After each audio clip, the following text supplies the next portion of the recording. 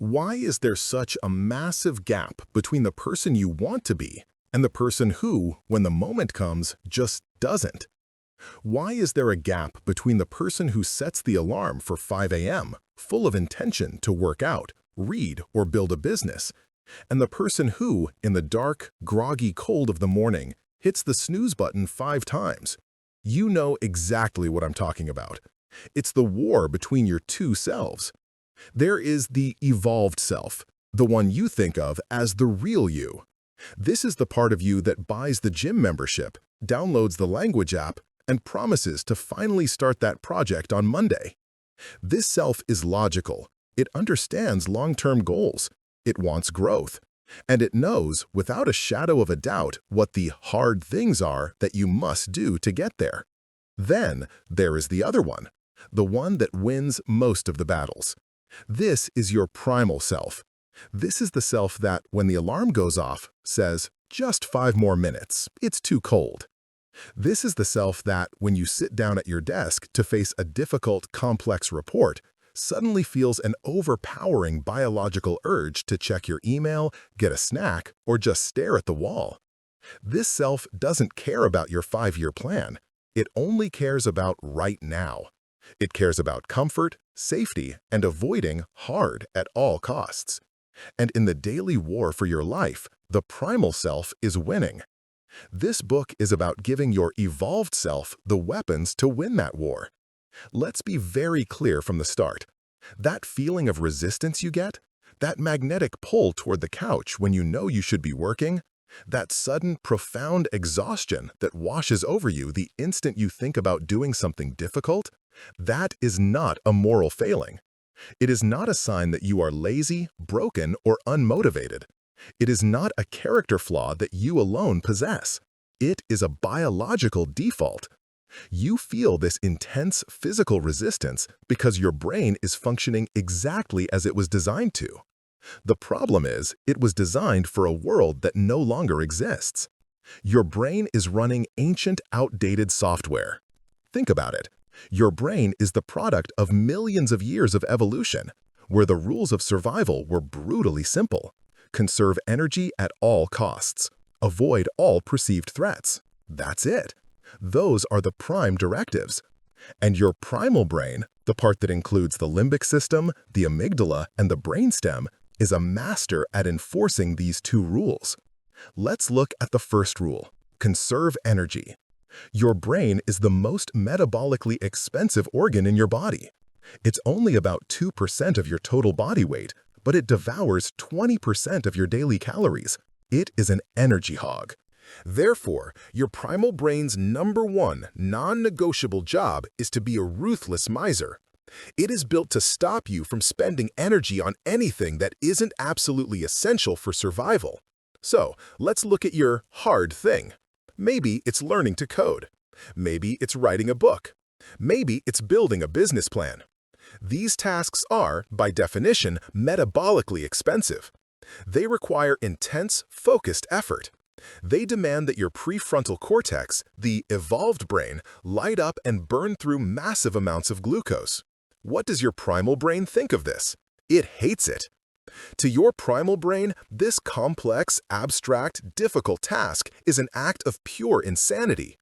It's a 5-alarm fire of wasted energy. It sees no immediate, tangible, survival-based reward. You're not hunting a deer. You're not finding a water source. You are thinking.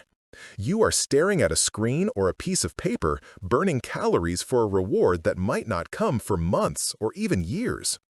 Your primal brain's response to this is to pull the emergency brake. It does this by changing how you feel.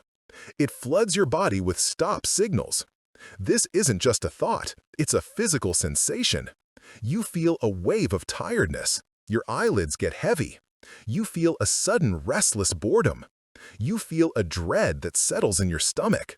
That is the feeling of your brain's energy preservation directive in action.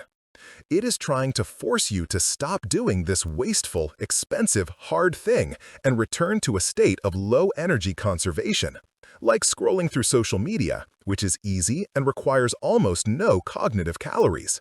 Now let's look at the second rule: Avoid all perceived threats. This is the job of a tiny, almond-shaped part of your brain called the amygdala. The amygdala is your brain's alarm system. It's the lookout in the guard tower. Its only job is to scan your environment, both internal and external, and scream "danger" at the first sign of a potential threat. This system was perfect for the Paleolithic world. You hear a rustle in the bushes. Is it a saber-toothed tiger? Your amygdala doesn't wait to find out. It hits the panic button. Instantly, your body is flooded with cortisol and adrenaline. Your heart pounds, your muscles tense, your pupils dilate. Your evolved brain, the logical prefrontal cortex, is completely shut down. You don't think, you react. You either fight or you run. This amygdala hijack is what kept you alive. Here's the problem. In the modern world, there are no saber-toothed tigers, but you still have the exact same alarm system. So what does your amygdala tag as a threat today? That blank document you have to write? That performance review with your boss? That sales call to a new prospect? The thought of going to the gym and having people look at you? The very idea of sitting down to do your taxes? To your ancient primal brain, these things are not opportunities for growth. They are threats. Why? Because they all represent one of two things: uncertainty or the potential for social rejection. To your primal brain, uncertainty is danger. Not knowing the outcome of a task is a threat. Your brain hates ambiguity. It would rather you do nothing and stay safe in your cave than venture out and maybe fail. Even more potent is the threat of social rejection. As a primitive human, being part of the tribe was survival. Being cast out meant certain death. Your brain is therefore pathologically terrified of social judgment, criticism, and failure. Let's put this all together. You sit down at your desk on Monday morning to work on that hard thing. Let's say it's a big, important presentation for a new client. You open the blank PowerPoint slide. Instantly, your brain goes to war. Your primal brain, amygdala, screams, "Danger! This is a threat! What if it's not good enough? What if the client hates it? What if we fail? This is a social rejection risk. This is uncertain. Abort! Abort!" Simultaneously, your primal brain, energy miser, screams, "Danger! This is a massive waste of calories. This is going to take hours of focus. We don't have the energy for this. Shut it down." This is the war inside your head, and it happens in less than a second. Your evolved brain, your prefrontal cortex, is the only part of you that wants to do the presentation. It's the part that understands, this is good for my career. This will help me reach my goals. But at this moment, it's being chemically steamrolled by the primal brain. Your body is now flooded with cortisol. You feel anxious. You feel overwhelmed. You feel a deep, pressing need to escape this feeling. And right there on your other monitor is your inbox, or your phone with its bright, shiny social media icons. Safety. Checking your email is easy. It burns almost no energy. Scrolling Instagram is safe. There is no threat, no uncertainty, no risk of failure. When you click away from the blank PowerPoint slide and open your email, you are not being lazy. You are being obedient. You are obeying the most powerful, ancient, and deeply rooted survival instincts in your brain. Your primal brain has successfully saved you from the threat of the hard task. And this brings us to the most sinister part of this entire mechanism. The more you obey this impulse, the stronger it gets. You have just taught your brain a critical lesson. When I feel the discomfort of a hard thing, the solution is to flee to an easy thing. This is a concept we will explore in depth later, but for now, understand this. Every time you do it, you are strengthening that neural pathway. You are physically wiring your brain for procrastination. You are training your primal self to be stronger, faster, and more dominant. This is why just trying harder will never work. This is why waiting for motivation is a guarantee of failure. You cannot outlogic a biological survival impulse. You cannot motivate your way out of an amygdala hijack. You cannot shame yourself into overriding your brain's core energy preservation programming. You have been trying to win this war by fighting on your enemy's terms, and you have been losing. So what is the solution? The solution is to stop fighting a war of willpower and start playing a game of strategy. The solution is to bypass motivation altogether. The solution is to stop trying to convince your primal brain to get motivated and instead learn to become the conscious operator of the machine. This book is your manual. You are going to learn how to use your brain's own rules against its worst instincts. We are going to use the principle of neuroplasticity, your brain's ability to rewire itself. This is the very same mechanism that created your lazy habits. We are going to hijack it and use it to build habits of action. We are going to physically change your brain, strengthening the neural pathways of your evolved self and pruning the ones that lead to procrastination.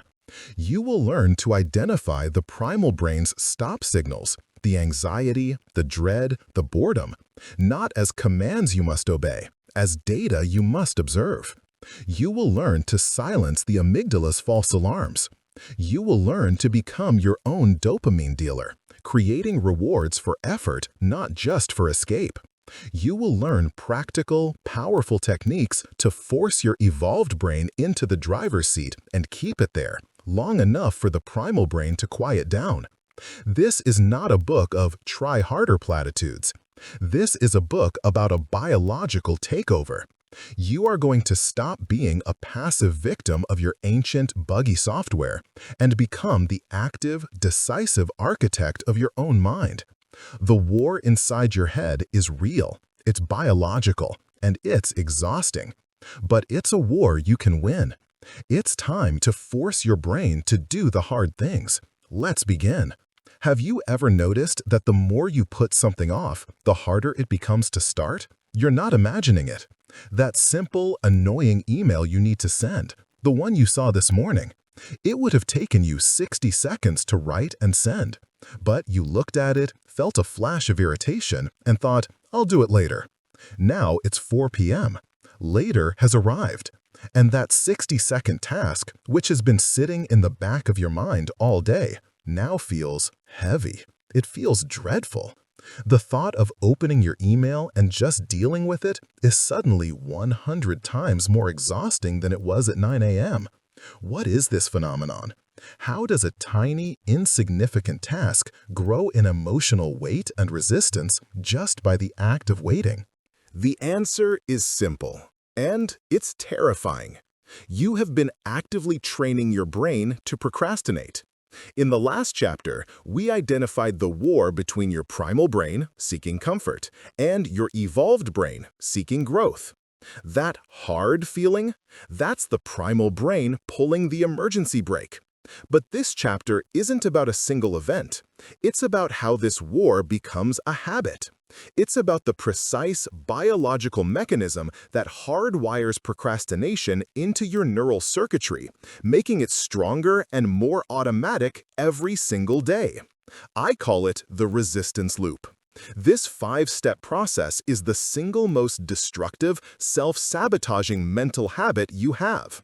It's the engine of your procrastination. It's the reason hard things feel impossible. And you are running this loop dozens of times a day, completely unaware. Let's break it down step by step so you can see it, identify it, and finally break it. Step 1. The thought, the cue. The loop starts with a thought.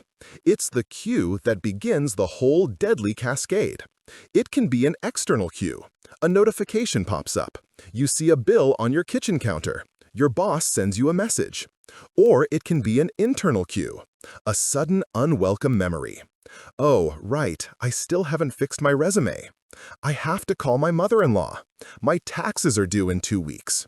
Let's use a concrete, universal example. Let's call it the report. You have a big, complex report due in 1 week. It's not urgent this second, but it's the most important, hard thing on your plate. You're sitting at your desk, you've just finished your first cup of coffee, and you think, okay, I should start the report. That's it. That's step 1. The thought has entered your brain. The cue has been delivered. Step 2. The chemicals. The stress response. The instant that thought, "I should start the report," forms, your primal brain, specifically your amygdala, snaps to attention. As we learned in Chapter 1, your amygdala is your threat detector, and it hates this thought. It scans the report, and it sees uncertainty. I don't know where to start. What if my data is wrong? Difficulty. This is going to burn a ton of energy. This is metabolically expensive. Remember the energy preservation directive? Potential for failure.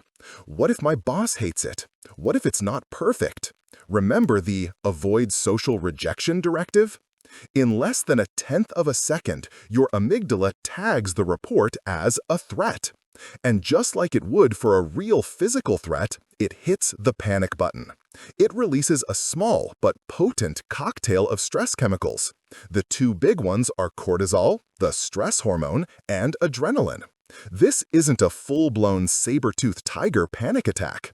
It's a microdose of stress, a quick, insidious stress squirt that floods your system. This is the biological reaction. Now, what does that feel like? Step 3. The feeling, the discomfort. This is the part of the loop that you are consciously aware of. You don't feel the cortisol. You feel what the cortisol causes. You feel dread. It's a collection of awful, aversive sensations. A slight tightness in your chest. A hollow, restless feeling in your stomach. A mental fog that suddenly descends, making it hard to think clearly. A profound, heavy, I don't want to feeling. This, right here, is the feeling of resistance. Your entire body is now in a state of low-grade fight-or-flight anxiety. Your primal brain is screaming at you through the language of feeling, "Get me out of here. This report thing is a threat. Stop thinking about it. Escape, escape." This feeling is, by design, incredibly uncomfortable. Your brain is wired to make escaping this feeling its new #1 priority, which brings us to Step 4. Step 4, the action, the escape. Your brain now has one mission: stop the bad feeling. How does it do that? By removing the thought that caused it. And what is the fastest, easiest way to stop thinking about the report? Do anything else. So you pick up your phone. You don't even decide to. Your hand just moves. You open your email. I'll just clear my inbox first. That's productive. You open your web browser. I should probably check the news headlines, just for 5 minutes. You open social media. I'll just see what's happening. Or, my personal favorite, you suddenly need to go to the kitchen. I'm going to get a snack. Or just water. Yes, water is important. It doesn't matter what the escape is. All that matters is that it is easy and it is not the report. This is the critical junction. This is the act of procrastination. You have obeyed your primal brain. You have fled from the threat. And then the most sinister, most powerful part of the loop kicks in. Step 5. The reward. The destructive dopamine. The second you open that social media app, the instant your hand touches the refrigerator door, the moment you click on that news article, what happens? The bad feeling, the dread, the anxiety, the tightness, it goes away. Why? Because you removed the cue. You are no longer thinking about the report. The amygdala stops screaming threat. The cortisol pump is shut off. You feel relief. And what is the brain's chemical for "yes, that's good, do that again"? Dopamine. This is the punchline of the whole sick joke. Your brain's powerful reward system floods you with a tiny hit of dopamine. But what is it rewarding? It's not rewarding you for doing the hard thing. It's not rewarding you for being productive. It is rewarding you for escaping the discomfort. You have just taken a painkiller. The pain was the feeling of dread. The pill was the act of procrastination. And your brain, in its infinite but ancient wisdom, just learned a powerful lesson.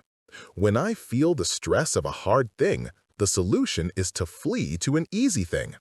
That fleeing feels good. You have just completed the loop. Thought, the report. Cue, stress/dread, cortisol. Action, open phone, escape. Reward, relief, dopamine. You have just trained your brain to be lazy. Why this loop gets stronger? This is where the true horror of this mechanism becomes clear. This isn't just a one-time process. This is the essence of neuroplasticity, your brain's ability to change and rewire itself, working against you. There's a famous saying in neuroscience, neurons that fire together, wire together. Let's apply that. Every time you run this resistance loop, the neural pathway connecting the report to open phone gets stronger. Think of it like clearing a path in a dense forest. The first time you procrastinated on the report, it was like brushing aside a few leaves and branches. Thought, report, dread, phone, relief. It was a new, flimsy connection. The 10th time you've done this, you've worn a clear footpath. You don't even think about it. Your hand is on your phone before your evolved brain can even say, wait, we should be working. The 1000th time, after years of running this loop on taxes, on health, on difficult conversations, on every hard thing in your life, you don't have a footpath. You have a 12-lane superhighway. It is now the default path. It is the path of least resistance in your own brain. The connection between hard thing and escape is so fast, so strong, and so automatic that you don't even see it happening. And this is why the dread gets worse over time. Your brain learns. It starts to anticipate the loop. The moment you think report, your brain already knows the entire 5-step program. It knows this thought leads to stress. So what does it do? It gives you the stress harder and faster to force you to the escape step as quickly as possible. This is why that 60-second email at 4 p.m. feels infinitely more dreadful than it did at 9 a.m. Your brain has spent all day priming the resistance loop. The anticipation of the task is now in itself a source of stress. You have built a procrastination machine inside your own head, and it is running on autopilot. How to break the loop? The promise. Okay, that's the bad news. The system is rigged. Your brain by default learns to be lazy, and it uses its own powerful reward and wiring systems to do it. So, are we doomed? No, because what is learned can be unlearned. The entire power of this loop depends on one single critical component. Step 4. The escape. The loop only works if you take the pill. The loop only completes, the dopamine only fires, if you flee from the discomfort. So how do we break it? We don't flee. We are not going to try to stop step 1, the thought. You have to think about the hard things. We are not going to, at first, try to stop step 2, the chemicals.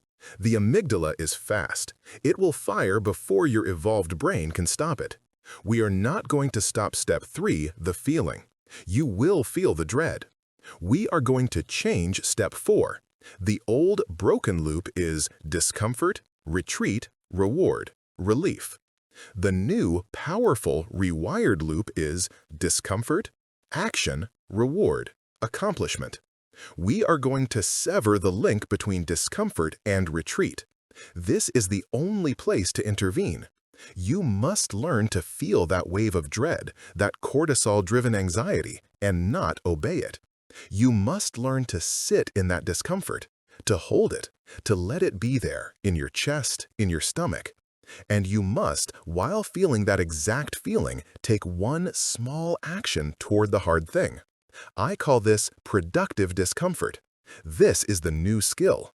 It is the core of this entire book. The feeling of discomfort is not a stop sign. It is a starting gun. Let's replay the scenario. Thought: I have to start the report. Chemicals: the amygdala fires. Cortisol is released.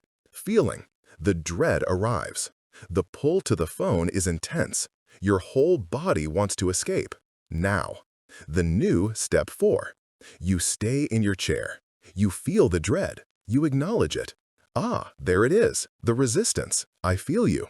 And then, while feeling that discomfort, you take one tiny physical action. You don't say, I'm going to finish the whole report. That's too big. The primal brain will never let you. You say, I am going to open the document.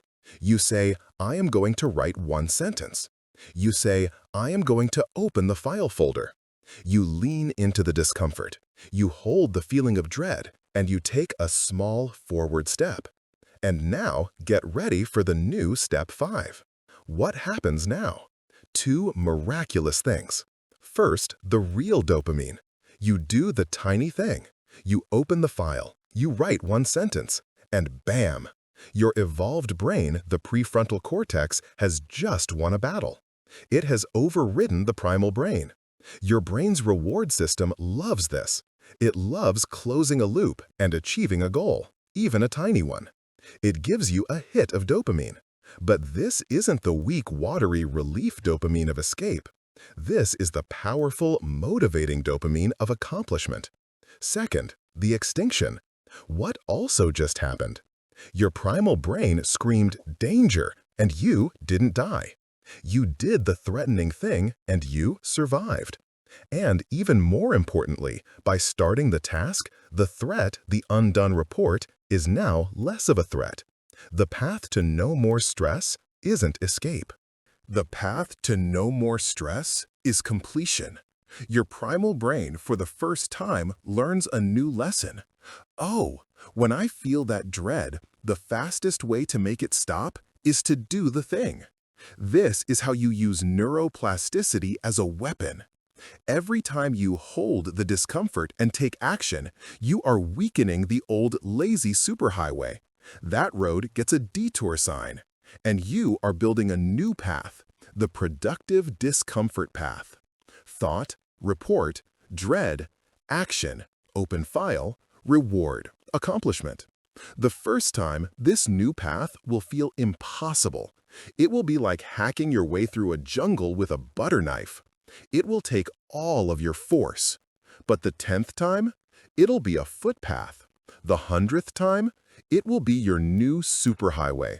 You will have literally rewired your brain. You will have unlearned laziness and learned action. You have to stop running the loop. You have to be willing to feel the discomfort and move anyway. This is the only way out.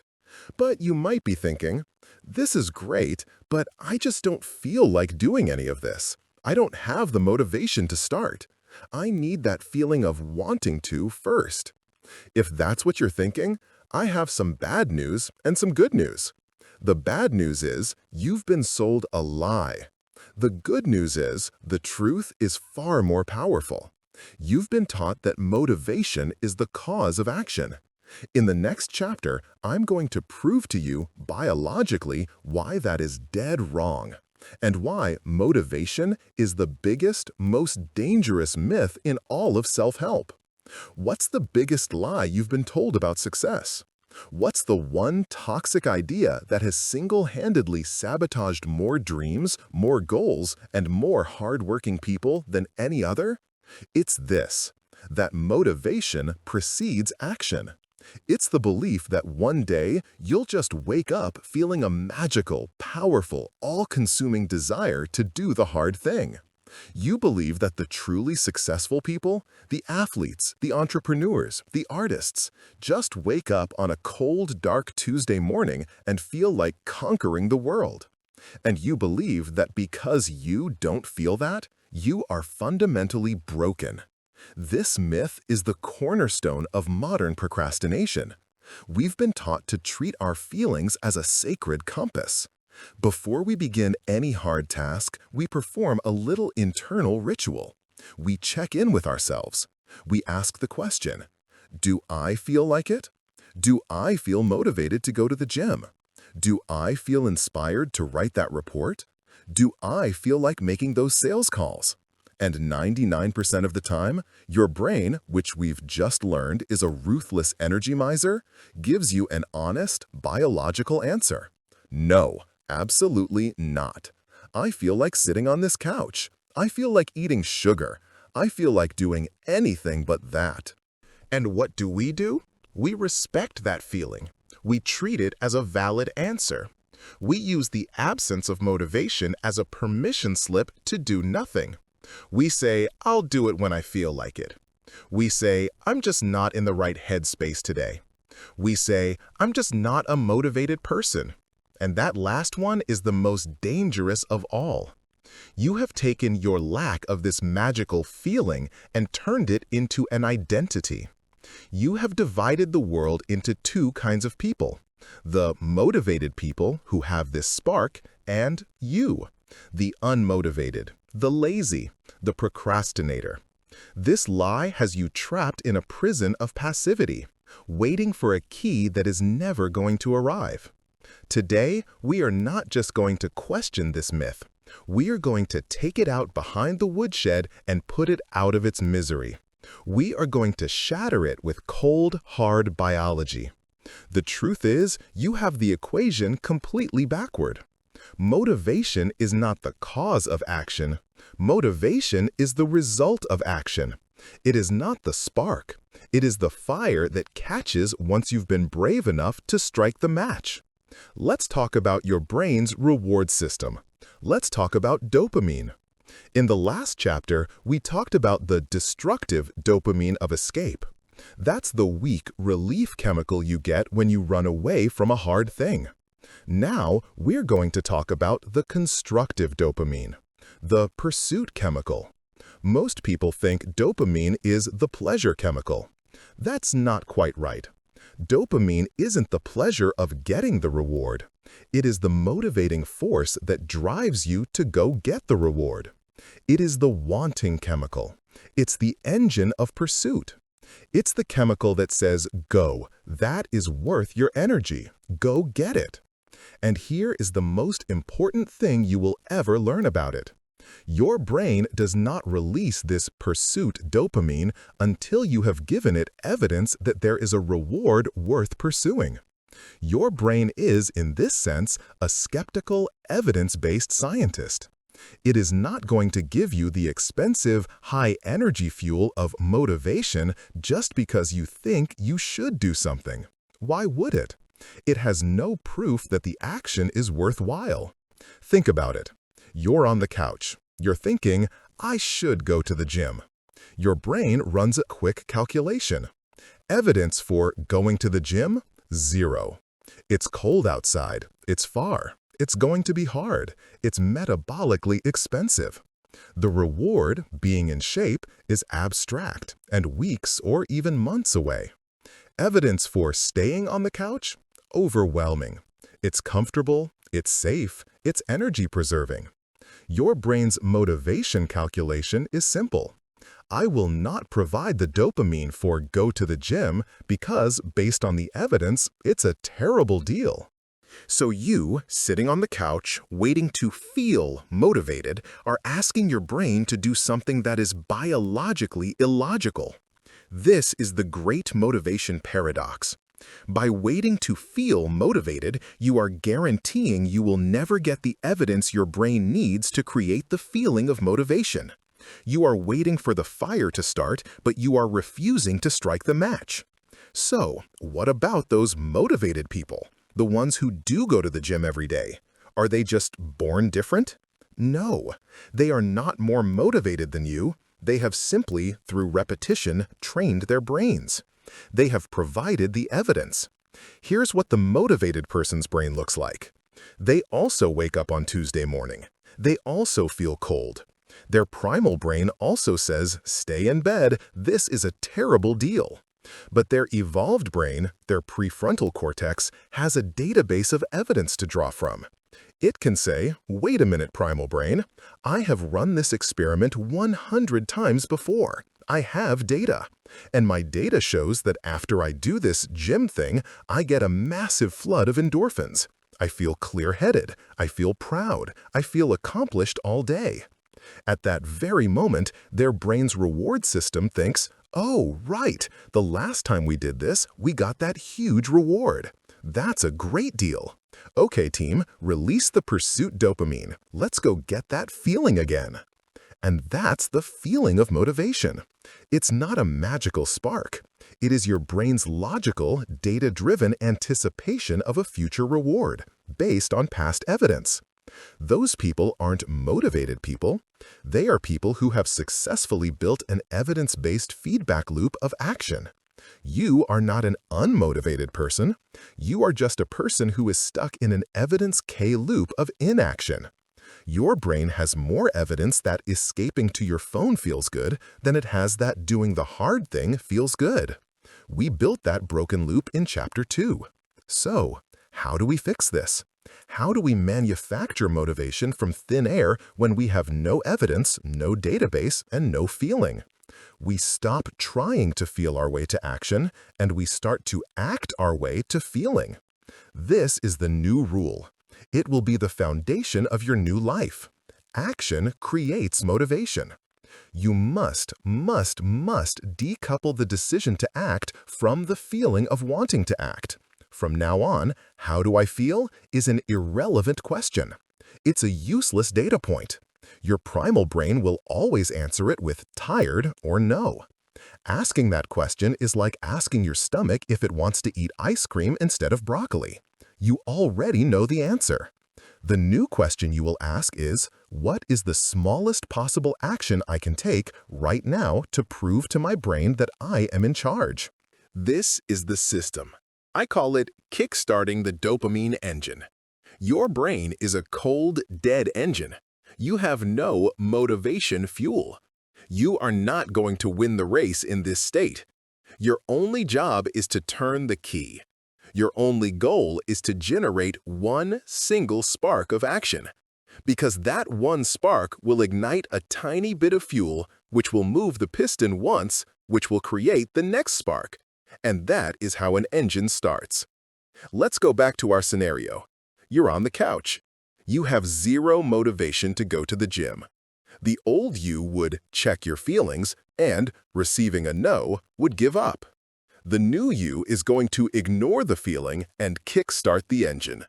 You are not going to commit to a 1-hour high-intensity workout. That's not the goal. That's the race. Your goal is just to turn the key. The key is a 2-minute action. Step 1. The absurdly small action. You say, I am not going to the gym. I am simply going to stand up, walk to my dresser, and put on my workout shorts. That's it. That is the entire task. It is so small, so non-threatening that your primal brain doesn't even have time to launch its full cortisol-fueled resistance attack. You just do it. It's a forced action. Step 2. The first spark. The micro-win. You are now standing in your living room in your workout shorts. What just happened? You took an action. This action provided evidence. I said I would do a thing, and I did it. And your brain, whether you feel it or not, has just released a tiny, microscopic drop of real dopamine. It's the accomplishment kind. You have just created the tiniest bit of motivation. Step 3. The engine catches. Now you have a little bit of fuel, just enough for the next logical step. You think, well, I'm already wearing the shorts, I might as well put on my socks and shoes. This step is easier than the first one. Why? Because you are no longer starting from a dead stop. You have momentum. You put on your shoes. Action. You see yourself in the mirror. Evidence. I look like someone who is about to work out. Bam! Another slightly bigger hit of dopamine. Motivation. Step 3. The engine catches. Now you have a little bit of fuel. Just enough for the next logical step. You think, well, I'm already wearing the shorts, I might as well put on my socks and shoes. This step is easier than the first one. Why? Because you are no longer starting from a dead stop. You have momentum. You put on your shoes. Action. You see yourself in the mirror. Evidence. I look like someone who is about to work out. Bam! Another slightly bigger hit of dopamine. Motivation. Step 4. The cascade. The engine is sputtering to life. You have a real feedback loop now. Action, evidence, motivation. You're not motivated yet, but you're moving. Well, I'm fully dressed. I'll just fill my water bottle. Well, my water bottle is full and my keys are right here. I'll just get in the car. I don't have to go. I'll just sit in the car. Well, I'm in the car. The gym is only 10 minutes away. I'll just drive there. If I'm not feeling it, I'll turn around and come home. No big deal. Step 5. The tipping point. You are now standing in the gym parking lot. The old you would never have made it this far because the old you was trying to motivate yourself to do the entire 60-minute workout, an impossible task. The new you just had to take 5 tiny, logical, easy steps. And now? The activation energy to go home is actually higher than the activation energy to go inside. You're here. You're dressed. You've won 5 mini battles. You're invested. You think, fine, I'm here. I'll just do 10 minutes on the treadmill. That's it. You walk inside. You do 10 minutes. And what happens at 10 minutes? The blood is pumping. The music is playing. You've broken a light sweat. You think, I'm already here. I'm already warm. I feel pretty good. I'll finish my 30 minutes. That I feel pretty good feeling, that is the motivation you were looking for. And it did not show up until 30 minutes after you started. It was not the cause of your action, it was the result. This is the system. This is how you manufacture motivation. You stop waiting for the feeling and you act your way into it. You use tiny, forced actions to create evidence, which releases dopamine, which creates real, sustainable motivation. Stop trying to be a motivated person. It's a dead end. It's a myth. Be an action person. Be a show-up person. Be a put-on-my-shorts person. The motivation part is just a biological consequence. It's the caboose, not the engine. Your job is to get the train moving, 1 forced inch at a time. The rest will follow. This is all, of course, easier said than done. It's a great system, but it all hinges on that very first step. It hinges on overriding your brain's massive primal stop signal in that first moment of hesitation. How do you do that? How do you force that first step when the activation energy feels like a 10,000-foot wall? That is the hardest part, and it requires a special tool. In the next chapter, I'm going to give you a simple, powerful, neuroscience-backed technique to hijack your own hesitation and force that first start in 5 seconds or less. What if you could override your brain's strongest stop signals in just 5 minutes? What if the hardest part of doing hard things wasn't the work itself? What if it wasn't the effort? What if it wasn't the hours you'd have to spend? What if the single most difficult part of any hard task is just the first 5 minutes? Think about it. That workout you've been dreading. The real battle isn't the 30-minute run. The real battle is the 30-second window where you decide to get off the couch and put on your shoes. Once you're out the door, you're fine. But the getting out the door, that feels like climbing a mountain. That 50-page report you have to write. The real battle isn't the research or the writing. It's the blank page. It's the blinking cursor. It's the act of opening the document and facing that void. Your mind screaming, "I don't know where to start." This start is the moment where 99% of our goals die. We call this activation energy. It's the minimum amount of energy required to get a reaction started. And your primal brain, in its infinite quest to preserve energy, Chapter 1, will make this activation energy feel impossibly high. It does this through a process I call task amplification. When you think about your hard thing, your brain doesn't just see the first step. Oh no. Your primal brain's negativity bias is a master at this. It takes that one hard thing and it amplifies it into a terrifying monster. You don't just think, I need to write one sentence. You think, I have to write this entire, perfect 50-page report tonight, and it's going to be exhausting, and my boss will probably criticize it, and I'm not good at this. Your brain shows you the entire mountain, and then it's shocked when you refuse to take the first step. The activation energy isn't high because the task is hard.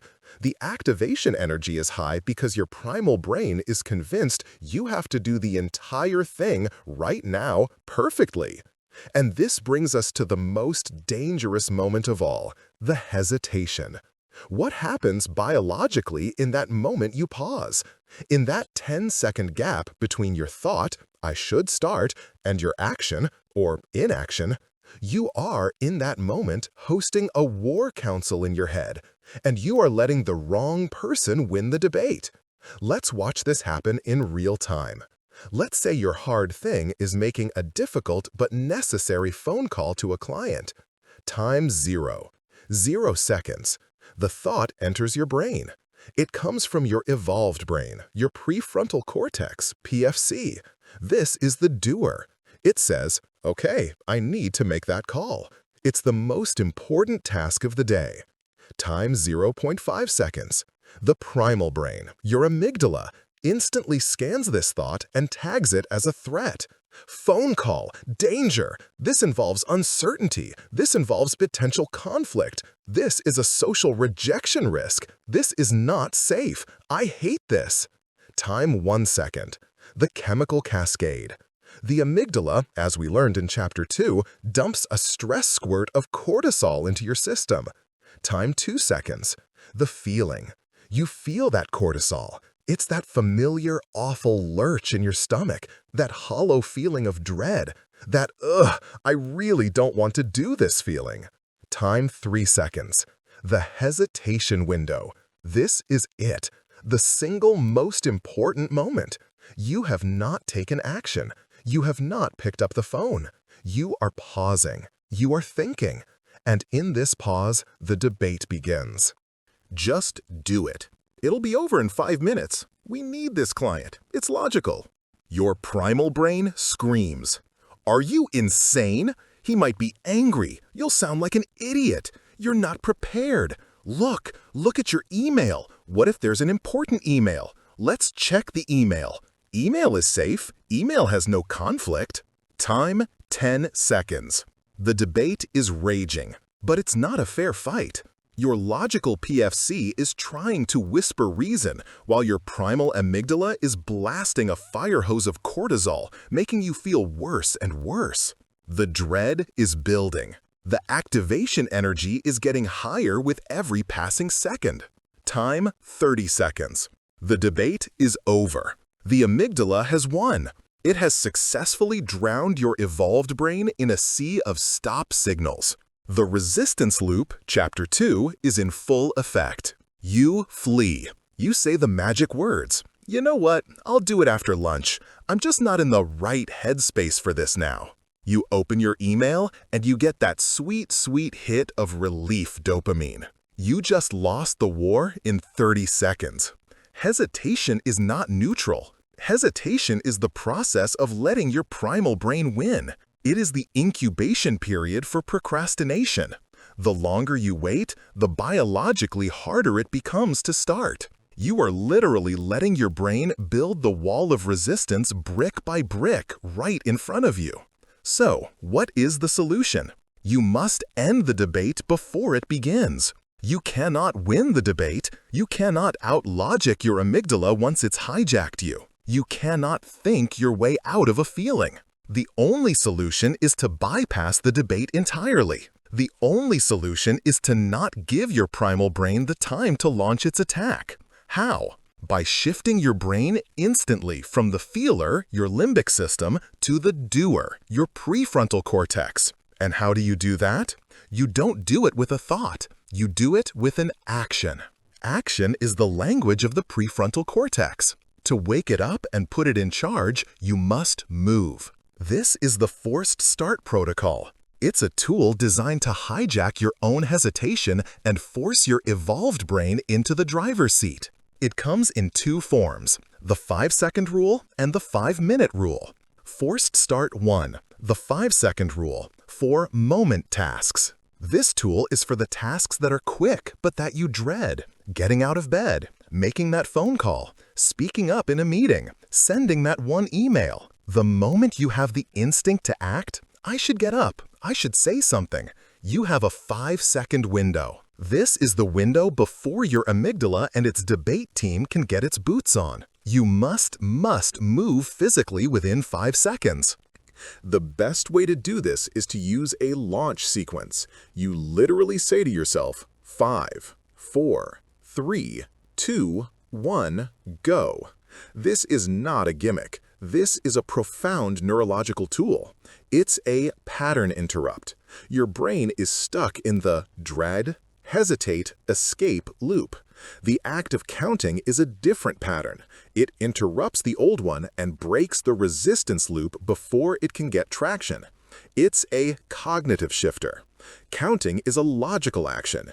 It is an act of your prefrontal cortex. When you start counting, you are cognitively shifting the energy in your brain away from the feeler amygdala and to the doer PFC. You are forcing the captain to the wheel. It's a physical primer. The go is not a suggestion. It is a command for physical movement. On go, you do not do the hard thing. You do the first physical step. You don't get up and start your day. You throw your feet onto the floor. You don't make the difficult call. You pick up the phone and dial the first number. You don't speak up in the meeting. You unmute your microphone. Let's replay our scenarios. The alarm clock. Old you. Alarm. Hit snooze. Debate. Feel dread. Amygdala wins. New you. Alarm. Instantly. 5, 4, 3, 2, 1, go. Your feet hit the cold, hard floor. That one simple physical motion ends the debate. You are up. Your PFC is now awake and in charge. You won the battle in 5 seconds. The phone call. Old you. Think about the call. Hesitate. Feel the dread. Debate. Open email. Amygdala wins. New you. Thought, I have to make that call. Instantly. 5, 4, 3, 2, 1, go. Your hand is picking up the phone. You are in the action before your feeler brain can talk you out of it. This rule is your amygdala bypass. It's your override switch. It's how you force the start on the small, dreadful things. But what about the big things? What about the 50-page report? What about starting your business? You can't do that in 5 seconds. For that, we need the second tool. Forced Start number 2, the 5-minute rule for mountain tasks. This is for the task amplification problem. The task feels too big. The mountain is too high. Your brain cannot be convinced to go to the gym for an hour. So we lie to our primal brain. We are going to make a contract with it. Here is the contract. I am not going to write this report. That is too big and scary. This calms the amygdala. Oh, good, threat averted. Instead, I am only going to do this. I will set a timer for 5 minutes, and in those 5 minutes, I will just open the document. I will just stare at it. Maybe I'll write my name. Maybe I'll write one stupid sentence. And when that 5-minute timer goes off, if I still hate this, I have full and complete permission to stop, close the file, and go back to the couch 100% guilt-free. This is the most beautiful trick you will ever play on your own brain. Here's why it works neurologically. It lowers the stakes to 0. A 5-minute stare at the screen task is not a threat. The amygdala doesn't care. It's not a big energy waste. It's not a social rejection risk. The activation energy for a 5-minute task is tiny. Your primal brain agrees to the contract. It forces the start. You set the timer. You open the file. You have beaten the blank page dread. You are now past the hardest part, the activation. It engages the PFC. You're sitting there. You have the file open. Your doer brain, the PFC, is now at the wheel. It wants to do its job. It sees the open loop and it wants to close it. It triggers inertia. This is the magic. The great Sir Isaac Newton gave us the key to procrastination. An object at rest stays at rest. An object in motion stays in motion. The only purpose of the 5-minute rule is to move you from at rest on the couch to in motion in the document. It creates the micro win. You write one sentence. You write a title. Your brain loves this. It loves completing any task, no matter how small. It gives you that first tiny drop of accomplishment dopamine, Chapter 3. You feel good. And then the 5-minute timer goes off. What happens now 9 times out of 10? You don't stop. You keep going. Why? Because you are in motion. The hardest part is over. The activation energy to continue working is now infinitely lower than the activation energy it would take to stop, close the file, and go back to the couch. You've done it. You have successfully tricked your primal brain into letting you work. You hijacked your own hesitation. The entire job of the 5-minute rule is to get you to the starting line. That's it. It shrinks the 50-page mountain into a 5-minute molehill. This is your new system. Is the task quick and dreadful? 5, 4, 3, 2, 1, go. Is the task big and overwhelming? The 5-minute contract. You now know how to defeat the hesitation. You know how to force the start. You've gotten your evolved brain into the driver's seat. But now you face a new problem. The task is long. A 6-month project, writing a book, getting a degree. You can't just 5-minute rule your way through a marathon. Your brain hates this. Why? Because the reward is months or even years away. Your primal brain's dopamine system, the motivation engine, looks at this and says, "There is no win here. I am not giving you any fuel." Now that you know how to start, you have to learn how to sustain. You have to learn how to reward yourself on a biological level. You have to learn to love the grind, even when the finish line is nowhere in sight. To do that, you're going to have to learn how to become your own dopamine dealer. What if you could learn to love the grind? I don't just mean tolerate it, I mean love it. What if you could take the same brain chemical that gets you hooked on video games, on sugar, on endlessly scrolling through social media, and harness it to make you addicted to your goals? This isn't a fantasy. This is a biological possibility, and it is the only way to win the long war. In the last chapter, we solved the problem of the start. The 5-second rule and the 5-minute contract are your new weapons for defeating hesitation. You can now force your evolved brain into the driver's seat. But now you face a new, more sinister enemy. The start is a battle. The grind is the war. The grind is the 6-month project. It's the 4-year degree. It's the 100-pound weight loss journey. It's the write a book marathon. It's any hard, important thing where the finish line, the real reward, is so far in the future it might as well be on another planet. And this is where your brain's motivation system, the one we just learned how to kickstart, breaks down completely. Why? Because your brain is an instant gratification machine living in a delayed gratification world. Your primal brain, which runs your motivation and reward systems, did not evolve for this. It evolved in a world where effort and reward were tightly, immediately linked. You are hungry. Effort, 30 minutes. You find berries. Reward, instant. You are in danger. Effort, 30 seconds. You run up a tree. Reward, instant. Your brain is built to understand one simple equation. Effort now equals reward now. Now look at the hard things in your modern life. The donut. Effort, 10 seconds to buy it. Reward, instant flood of sugar, dopamine, and fat. Your primal brain loves it. Getting in shape. Effort, months of sweating, salads, and saying no to the donut. Reward, abstract, distant, maybe someday feeling. Your primal brain hates it. When you sit down to work on your 6-month project, your primal brain looks at this effort and it runs the ancient math. It scans the horizon for the reward. And what does it see? Nothing. It sees weeks of more effort. It sees months of more energy expenditure. It sees no win, no berries, no safety. From its perspective, this is a terrible suicidal deal, and so it does the only logical thing it can. It shuts down the motivation fuel. It stops releasing the dopamine. It says, there is no win here. This is a pointless waste of calories. I am not giving you the wanting chemical for this activity. In fact, I'm going to give you the stop chemicals, dread, boredom, restlessness, to make you flee to something that is rewarding, like checking your email. This is why your motivation evaporates 2 weeks into a new goal. You are not weak. Your strategy is just failing biologically. You are starving your brain of the very chemical it needs to stay in the game. You have been proving to your brain that hard work is unrewarding. To fix this, we have to understand how this reward chemical, dopamine, actually works.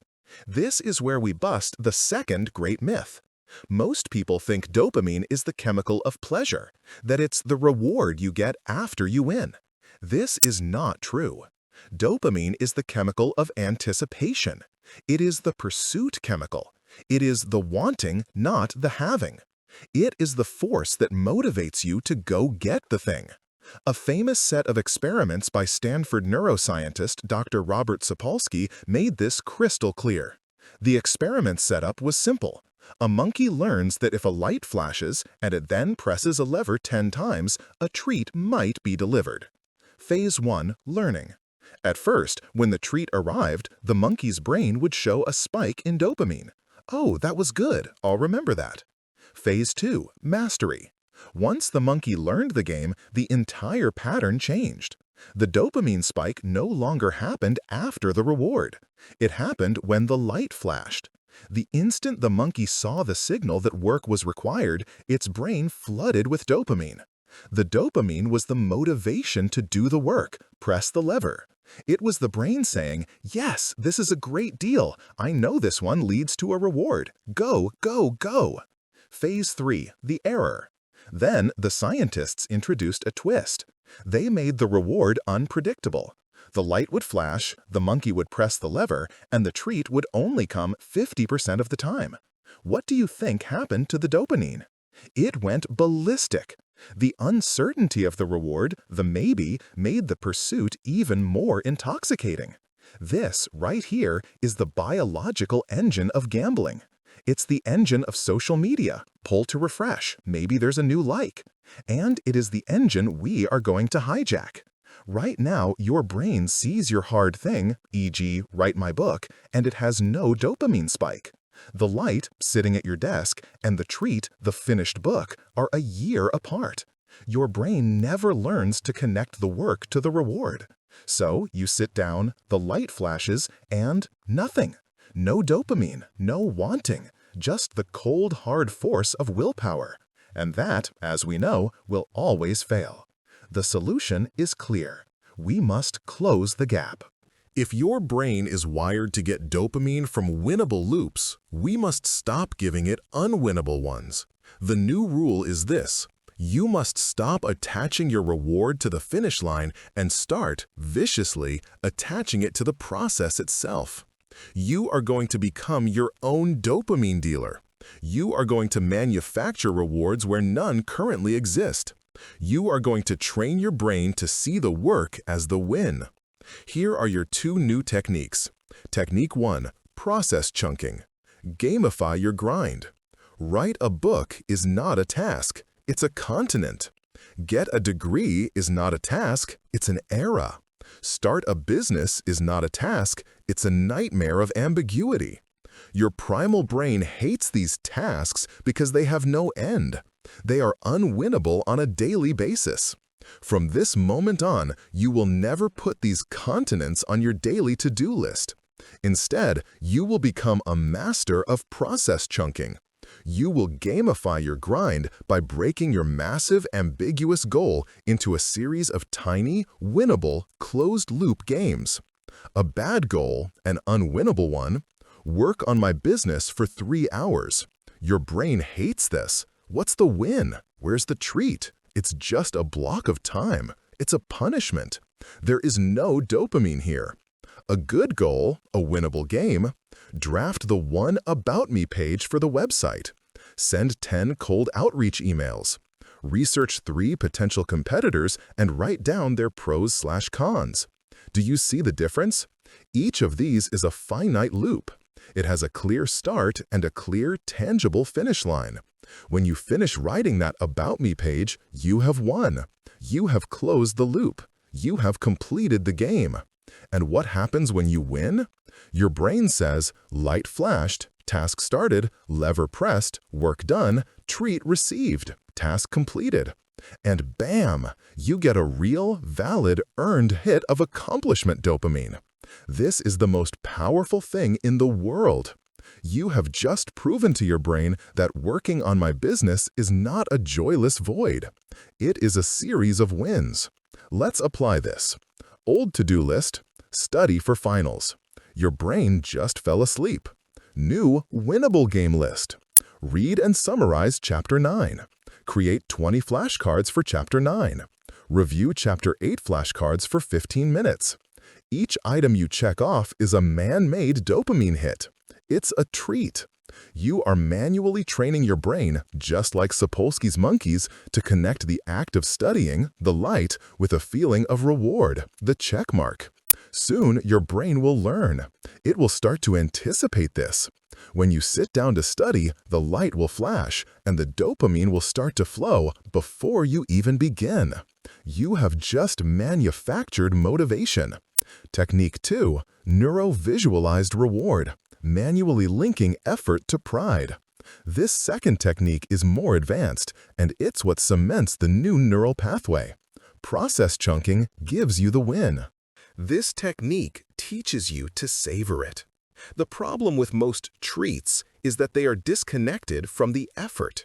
I'll work for 3 hours and then I'll watch Netflix. This is better than nothing, but your brain still learns that the work is the bad part and the Netflix is the good part. We need to teach your brain that the work itself is the good part. You will do this by creating a new ritual.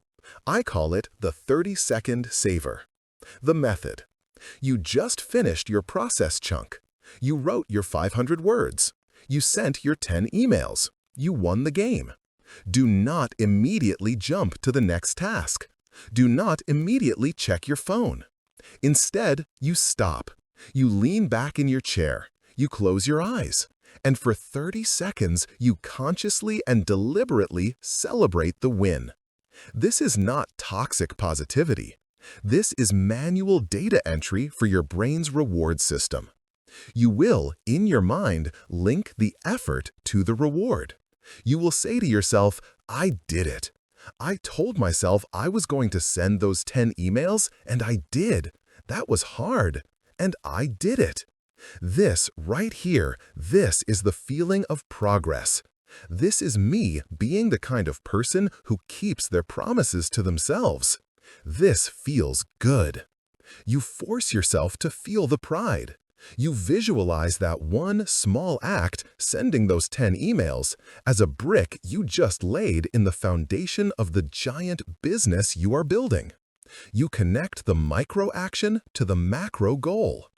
What are you doing neurologically? You are forcing your brain to fire 2 sets of neurons at the exact same time. The neurons responsible for doing the hard work, sending emails. The neurons responsible for reward and pride, dopamine, serotonin. And what is the rule of neuroscience? Neurons that fire together wire together. You are in real time building a new neural pathway. You are physically wiring an association in your brain between doing the hard thing and feeling good. Do this every single time you win one of your process chunk games. Wrote your 500 words? 30-second savor. Finished your flashcards? 30-second savor. Finished your 5-minute forced start on the treadmill? 30-second savor. I did not want to do that, but I am winning. Over time, your brain will learn this new association. It has to. It's the law of neuroplasticity.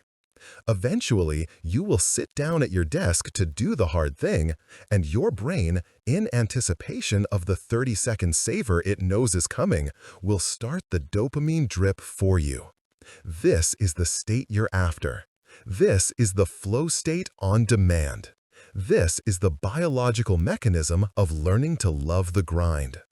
You have rewired your brain to crave the process of working on your goal because you have meticulously, manually trained it, one win at a time, that the process itself is the reward. You now know how to start, Chapter 4, and how to sustain, Chapter 5. You are becoming the operator of your own mind. But there is one final piece of the puzzle. You can have the best intentions. You can have the best dopamine chunking system in the world, but you sit down at your desk and your phone is right there, buzzing. The TV is in your line of sight. Your entire world is a minefield of instant gratification traps, all designed to hijack your new system and pull you back into the resistance loop. You cannot win a biological war if you are fighting it in enemy territory. You can't just fix your internal world. You must become the architect of your external world. Do you think you are in charge of your decisions? You, the person who just listens to the last 5 chapters? You, the evolved self, the logical, rational operator who wants to do the hard things? Do you really think you're the one at the wheel? What if I told you that in the last 24 hours, more of your decisions were made by your phone, your desk, and the chair you're in than were made by you? You sit down at your desk full of resolve. You've used the 5-minute contract to force the start. You've process-chunked your task, ready to manufacture that sweet dopamine. You are ready to win. And then, a buzz. A tiny, vibrating buzz from the phone sitting 2 feet to your left. And it's all over. The war is lost.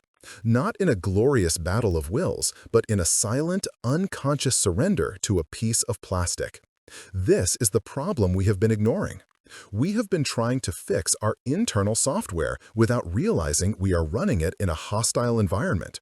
You have been trying to force your brain to do hard things while living in an environment expressly designed to make you fail. You are trying to be a monk in a casino. You are trying to win a biological war against your primal brain while fighting deep inside enemy territory. Your home, your office, your pocket, these are no longer passive spaces. They are active combatants in the war for your attention, and they have been designed by armies of PhDs, behavioral psychologists, and user interface designers with one goal: to hijack your primal brain, which loves instant, easy rewards, and bypass your evolved brain, which wants to do hard, long-term work. And they are winning. Today, we stop this. Today, we stop being a victim of our environment, and we become its architect. Let's start by painting a very clear picture. Let's call it the hostile desk scenario. You need to do your taxes. This is a classic hard thing. Metabolically expensive, zero instant reward, and full of uncertainty. It is your primal brain's nightmare. You sit down at your desk. Now, let's take a real inventory of this enemy territory. On your right, your smartphone, face up. In front of you, your laptop, with 19 tabs open from your last browsing session. One of them is your email. One is the news. One is a half-finished shopping cart. To your left, a stack of old, unopened mail, mostly junk, but maybe a bill. Uncertainty. All around, 2 old coffee mugs, a few snack wrappers, and a pile of books you mean to read. You take a deep breath and you try to open the tax software. This is not a battle of you versus taxes. This is a battle of you versus your phone, your laptop, your mail, and your trash. And you are going to lose. Here is the biological reason you will lose. It's not because you're lazy. It's because of 2 forces: cue-based behavior and cognitive load.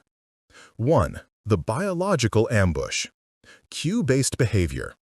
Your primal brain, as we've learned, is a simple, ancient machine. It's built on cues and loops. It sees a cue and it automatically anticipates a reward. Let's go back to your desk. Each one of those items is not an object. It is a cue. The stack of mail is a cue for potential threat/anxiety. The snack wrapper is a cue for sugar/dopamine. The email tab is a cue for novelty/connection. And your phone? Your phone is a super stimulus cue. It is a nuclear bomb of cues. It is a pocket-sized casino vibrating with the promise of 1,000 potential rewards. A new like, a new email, a new text, a new news story. The instant your phone buzzes. Cue, the buzz. The light from the monkey experiment. Action, I'll just check it for 1 second. Reward, maybe a like, maybe a text, maybe nothing. But that maybe is the most addictive form of dopamine, Chapter 5. This cue, action, reward loop is the exact same resistance loop we learned in Chapter 2. But now it's not you creating it with your thoughts. Your environment is forcing it on you. You are not deciding to get distracted. Your environment is triggering an automatic, primal habit. 2. The slow death. Cognitive load and the willpower battery. This brings us to the second, more sinister problem. I want you to stop thinking of willpower as a moral virtue. It is not. From now on, I want you to think of your willpower, your evolved brain, your prefrontal cortex, as a battery. Like your phone's battery, it has a finite, depletable charge. You wake up in the morning, hopefully, with 100%. And every single decision you make, no matter how small, drains a tiny bit of that charge. What should I wear? -1%. What should I have for breakfast? -1%. Should I hit snooze? -2%. This is called cognitive load or decision fatigue. Your prefrontal cortex literally burns glucose to make these choices. It is a real physical resource. Now, let's go back to your hostel desk. You were trying to save your entire 100% battery for the taxes, but you sit down. Your phone buzzes. You don't check it, but you think about it. Decision 1. Is that important? Should I check it? No, I shouldn't check it. Battery drain, -5%. You just spent precious mental energy resisting the cue. You glance at the mail. Decision 2. Is that bill overdue? Should I open that now? No, taxes. Battery drain, -3%. You see the news tab. Decision 3. I wonder what happened. Just a quick peek? No, focus. Battery drain, -4%. You see the snack wrapper. Decision 4. I'm hungry. Should I get a snack first? No, work. Battery drain, -2%. It has been 30 seconds. You have not even opened the tax software. And your willpower battery is at 86%. You are exhausted and you haven't even begun. This is the con. This is why just trying harder is the stupidest advice in the world. You are trying harder. You're spending all your priceless willpower just fighting your desk. By the time you finally open the software, you've got maybe 50% of your evolved brain left to fight a 10-round boxing match. You are doomed to fail, not because you're weak, but because your strategy is bankrupt. The solution: become the architect. Engineer your focus. We are going to stop this. We are going to stop trying to be a willpower warrior and start being a smart architect. The goal is not to have more willpower. The goal is to need less of it. The new strategy is simple. We are going to reverse the physics of your environment. The core concept is friction. Friction is the force that resists motion. It's what makes things hard to do. Right now, your environment has high friction for hard things. Your gym clothes are in a drawer. Your tax software is hidden. Your desk is a mess. And it has low friction for easy bad things. Your phone is right there. Junk food is on the counter. Netflix is one click away. We are going to flip this script. We are going to design a new environment where the path of least resistance leads to your goals, not away from them. Here is your two-part plan. Strategy 1. Decrease friction for good habits. You must make doing the hard thing the easiest, most automatic action you can take. Your goal is to remove every possible decision that stands between you and the start of the action. Scenario: the 5 a.m. workout. Old you: High friction. Alarm goes off. You have to decide what to wear. Find your clothes in the dark. Find your socks. Find your shoes. Find your headphones. This is 5 decisions. This is too hard. Go back to bed. And it wins. New architect, low friction. The night before, you lay out your entire uniform. Shirt, shorts, socks on the dresser. Shoes by the door. Headphones on top of the shoes. Water bottle filled and in the fridge. You have removed all decisions. The task is no longer get ready for the gym. The only task is put on the clothes that are right in front of me. You have made the path of least resistance lead you out the door. Scenario, writing your report. Old you, high friction. Sit at the hostile desk. Fight the cues. New architect, low friction. You create a focus ritual. The night before, you clear your desk. Mugs, mail, everything. It is sterile. You close every single tab on your computer. You open a single blank document. When you sit down, there is only one cue in your entire field of vision, the blinking cursor. The hard thing is now the only thing. The friction to start is 0. Strategy 2. Increase friction for bad habits. This is the fun part. You must make doing the easy thing annoying and difficult. You must force your primal brain to pause and expend energy to get its cheap fix. That pause is everything. That pause is the window where your evolved brain can wake up and say, "Wait, what am I doing?" Scenario, the phone addiction. Old you, low friction. Phone is on your desk. Buzzes. You pick it up. The time between cue and action is 0.3 seconds. Your evolved brain never even had a chance. New architect, high friction. The phone does not live in your workspace. It is plugged in another room, on silent. Now let's replay the scenario. You're working on your taxes. You hit a hard part. The resistance loop, chapter 2, kicks in. Your primal brain screams, "I hate this! Escape! Get the phone!" But the phone is in the kitchen. To obey this primal command, you must stop your work, physically stand up, walk 20 feet out of your office, walk down the hall, enter the kitchen. What happens in those 10 seconds it takes to walk to the kitchen? Your evolved brain wakes up.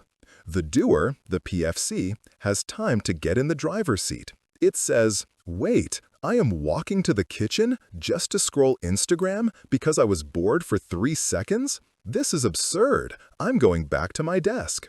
You have used friction to break the automatic loop. You created a pause that allowed your evolved self to win the debate. Other high-friction examples. Want to stop watching TV? Don't just hide the remote. Unplug the TV and put the remote in a drawer in another room. The activation energy to watch it is now massive. Want to stop eating junk food? Don't hide it. Put it on the highest possible shelf in the pantry in an opaque container behind the healthy food. Want to stop playing video games? Unplug the console and put the controllers in a closet. Stop treating your environment as a passive backdrop. It is the single most powerful lever you have to force your brain. Your willpower battery is a precious, finite resource. Stop wasting it on stupid fights. Stop wasting 10% of your daily focus resisting your phone. Stop wasting 5% resisting the junk food in your pantry. Design a world where your willpower is saved for the only thing that matters, the hard thing itself. You've now learned how to start, Chapter 4, sustain, Chapter 5, and focus, Chapter 6. You have the internal and external systems in place. But what happens when you do everything right? You forced the start. You gamified the process. Your environment is perfect. And then, 2 hours in, bam, the wall. Your brain just shuts down. It feels like mush. Every new thought feels like slogging through wet cement. You're not distracted, you're depleted. This isn't just in your head. This is a real biological event. Your willpower battery is at 0%. What do you do then? How do you break through the wall instead of just giving up? That's what we'll conquer next. You've been working hard. You did it. You followed the plan. You used the 5-minute contract to force the start. Your environment is a sterile, focused masterpiece. You've process-chunked your task, and you've been collecting those dopamine wins for 2 straight hours. You are in the flow. You are on fire. The work is happening. You feel unstoppable. And then, bam, the light goes out. It's not a slow fade. It's a switch. 1 minute, you're a genius. The next, your brain feels like mush. It feels like static. It feels like wet cement. You try to reread the same sentence. You read it 5 times, and the words just slide off. They mean nothing. Your impulse to open a new tab and just check something, anything, becomes a screaming physical need. Every thought is a struggle. You are suddenly profoundly empty. This, my friends, is the wall. It's the point of total cognitive exhaustion.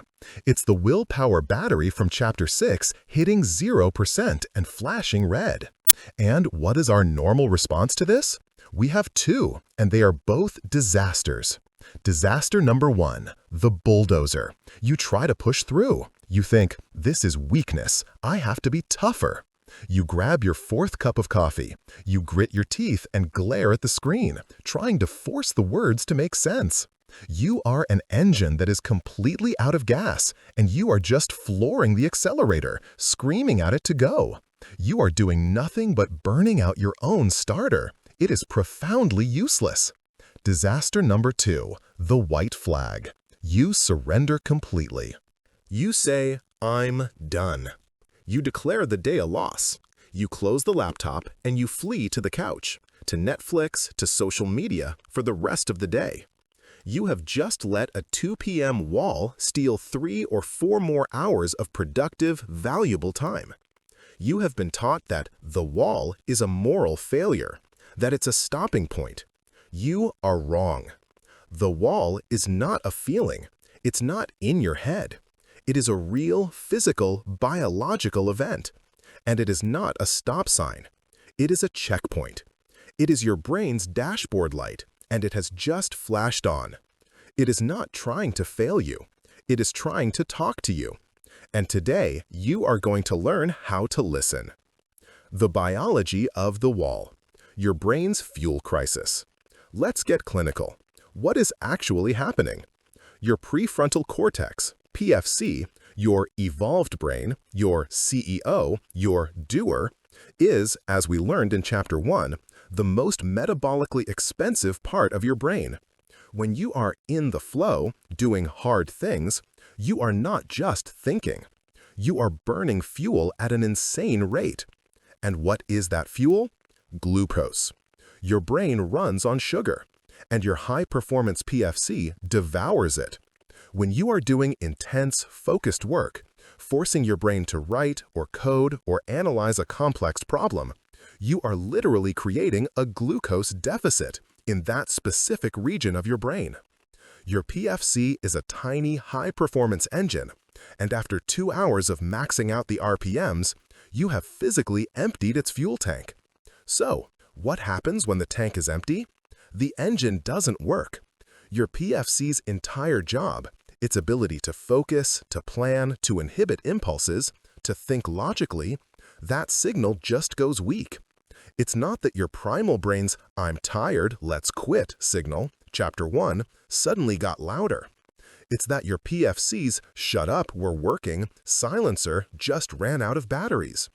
The emergency shutdown signal from your limbic system, which, by the way, has been screaming at you for 2 hours, you just couldn't hear it, is suddenly the only voice in your head. And it says, emergency.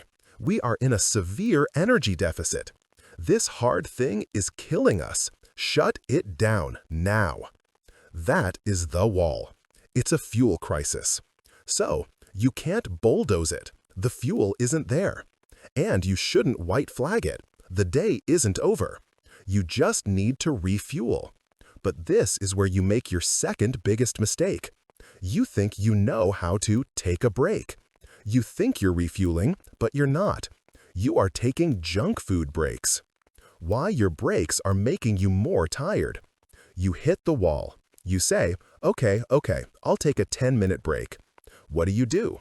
You keep sitting in the same chair, and you pick up your phone. You open Instagram, or TikTok, or the news, or your email. You tell yourself, I'm resting my brain. You are lying. This is not a rest. This is the opposite of rest. This is not a high-quality refueling. This is like trying to refuel your car by siphoning gas out of it while simultaneously pouring a Slurpee in the tank. Here is what is biologically happening when you take a social media break.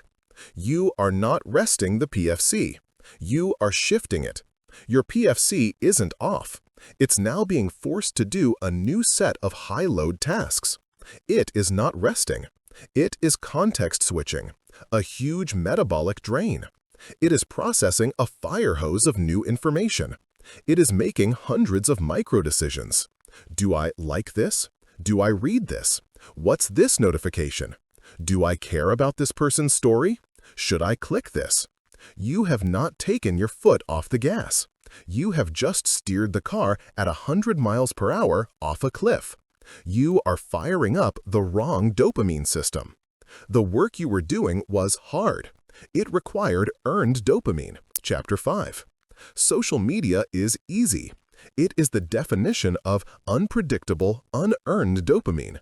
It's a slot machine. You have just flooded your brain with the cheapest, junkiest form of reward.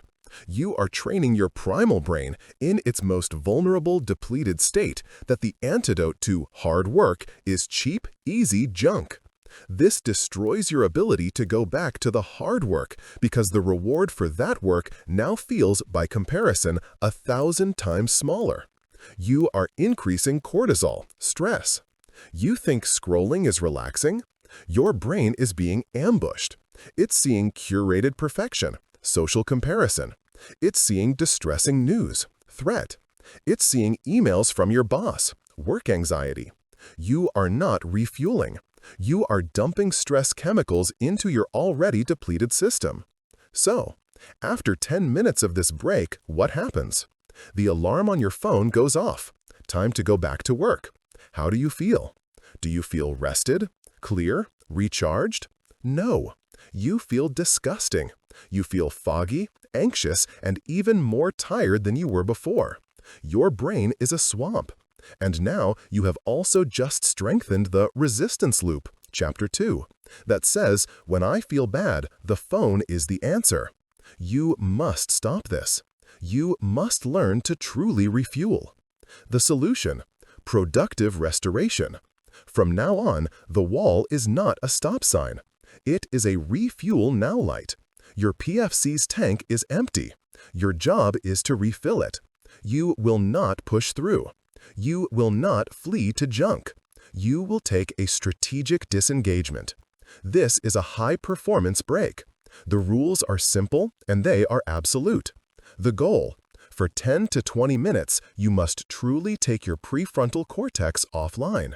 This means two things: no new information, especially no screens, no executive functions, no planning, no complex decisions.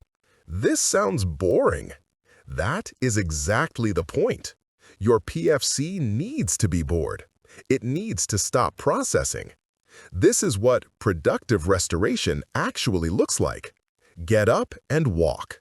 This is the #1 best thing you can do. Change your physical state. Get away from your hostile desk, Chapter 6. Walk around your house. Go outside if you can. The act of simple, rhythmic walking relaxes the PFC and allows it to go offline. It clears the metabolic waste, like adenosine, that builds up from focus. Stare out the window. This is not a joke. This is a neurological tool. When you let your mind wander with no specific thing to focus on, you are activating a different part of your brain called the default mode network, DMN.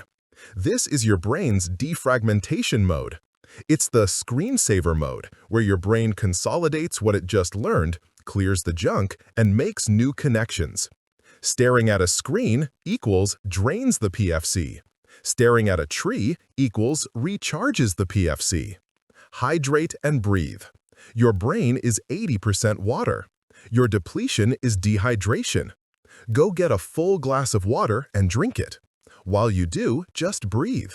Close your eyes. Take 10 deep, slow breaths. This instantly counteracts the cortisol that was building up. Take a neuro nap. This is advanced but powerful. Set a timer for 15 to 20 minutes. Close your eyes. You don't even have to sleep.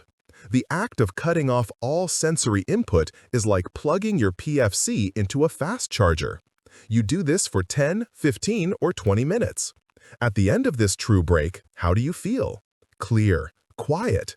The static is gone. You sit back down at your desk. You look at the same sentence that was mush 20 minutes ago, and the words just make sense. Your tank is full. You are back. This is how professionals manage their energy. Amateurs bulldoze or white flag. Professionals refuel. The other solution, cognitive shifting. But what if you can't take a break? What if you're in a time crunch and you have to keep going? You still can't bulldoze. Remember, the engine has no gas. But what if just one part of the engine is out of gas? This is your second pro-level move, cognitive shifting. Think of your brain as having different kinds of fuel tanks.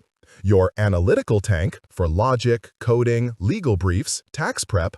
Your creative tank for brainstorming, divergent thinking. Your organizational tank for sorting, cleaning, filing. When you hit the wall, you have probably just emptied one specific tank. You've been writing a highly logical, analytical report for 2 hours. Your analytical tank is bone dry. But your organizational tank? It's probably full. The cognitive shift is the act of switching from a high depletion task to a low depletion, different task. It allows the analytical part of your PFC to rest and refuel while you continue to be productive and still get win dopamine, Chapter 5, from completing other things. Let's replay the wall scenario. The task, writing your legal brief, analytical. The wall, you hit it. Your brain is mush. The wrong move, go to Instagram, junk break, or force the brief, bulldozer. The smart move, cogno shift. You set a timer for 20 minutes. You stop writing the brief. You shift to an organizational task. You clean your desk. You organize the files for the project. You answer 3 simple procedural emails, the act of sorting, not composing complex ones. This is genius. Why? You are resting the brief writing part of your brain. You are still being productive. You are getting small wins, which keeps your dopamine and motivation high. After 20 minutes of cleaning up, your desk is pristine, which also lowers your future cognitive load, per Chapter 6, and your analytical tank has had just enough time to replenish. You shift back to the brief, and the mush is gone. This is your new playbook. When you hit the wall, it is not a defeat. It is a signal. It's a fork in the road. The amateur takes the junk break path or the bulldozer path. Both lead to failure.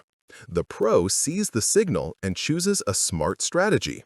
Choice 1, productive restoration, a real screen-free break to refill the tank.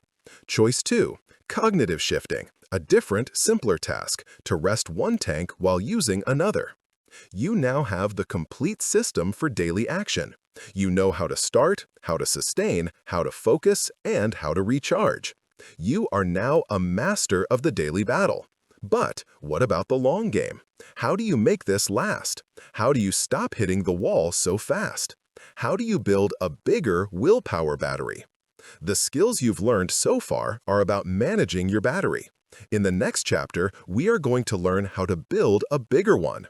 It's time to stop managing your discipline and start growing it. It's time to build the discipline muscle. Why do some people seem to have superhuman discipline? You know the people I'm talking about. The ones who just get things done. The ones who wake up at 5 a.m., go to the gym, write their novel, build their business, and still have time to read a book, all while you are still fighting a 3-hour war with your snooze button. What is their secret? Are they born with some magical discipline gene that you just didn't get? We look at them, we look at our own struggles, and we come to a simple, devastating conclusion. I'm just not a disciplined person. We say it like a verdict, like a permanent medical diagnosis. We treat discipline as a trait, an innate, fixed quality that you either have or you don't. And because we believe this, we are trapped. We try to be disciplined. We'll have a burst of motivation, maybe from a book like this one. We'll try to change everything at once. We'll try to force ourselves to write that 50-page report and go to the gym and start meditating, all in one day. And what happens? We fail at one of them. And the moment we fail, the moment we skip the gym or eat the donut, our brain pulls up this verdict and says, "See, I told you. You're not a disciplined person. This isn't you. You're a fraud. You might as well give up on all of it." And so we do. We quit. This is the greatest failure of all. It's a failure of perspective, and it's built on a biological lie. Today, you are going to learn the truth. Discipline is not a trait you are born with. Discipline is a skill that you build. It is not a magical gift. It is a muscle. And like any muscle, it can be trained, it can be strengthened, it can be grown from any starting point, no matter how weak you think you are right now. This chapter is your new workout plan, the anatomy of your discipline muscle. Let's stop talking in analogies and start talking biology. What is the discipline muscle? It is the physical capacity of your prefrontal cortex, your evolved brain, to override the impulsive, short-term "I don't want to" demands of your limbic system, your primal brain. It is quite literally a neural circuit. In the last chapter, we talked about the PFC as a battery that can be depleted and recharged. That's the daily management. Today, we are talking about how to make that battery bigger. We are talking about how to strengthen the circuit itself. This is where neuroplasticity, your brain's ability to rewire itself, comes back in, but in a new, powerful way. There is a fundamental law of neuroscience. Neurons that fire together wire together. Let's apply this. Every time you are faced with a hard thing, you have a choice. Choice A. You force it, the rep. Your primal brain screams, "This is boring, let's check Instagram." Your PFC whispers, "No, we have to finish this." You listen to the PFC. You force yourself to stay on task. What just happened biologically? You just fired the discipline circuit. You sent a powerful signal from your PFC down to your limbic system that said, "I am in charge." Because you forced this connection, the synaptic link between those two sets of neurons gets stronger. This is a process called long-term potentiation, LTP. You are literally making that override pathway faster, stronger, and more efficient. You just did one rep. The muscle just got 0.001% stronger. Choice B. You give in, the anti-rep. Your primal brain screams, "This is boring, let's check Instagram." Your PFC whispers, "No, we have to." Before the PFC can even finish its sentence, you've already fled. You're on your phone. The resistance loop, Chapter 2, has won again. What just happened biologically? You just did a rep for the opposite muscle. You just strengthened the procrastination circuit. You fired the neurons that link feeling bored to fleeing for an easy reward. You have just weakened your PFC's authority. You have physically trained your brain to be less disciplined. This is the war. It is not a war of morals or character. It is a war of reps. Which pathway are you strengthening, moment to moment, day after day? Your discipline today is simply the biological sum of all the reps you have ever done in your life. If you feel undisciplined, it is not because you are broken. It is simply because you, unconsciously, done more reps for the procrastination muscle than for the discipline muscle.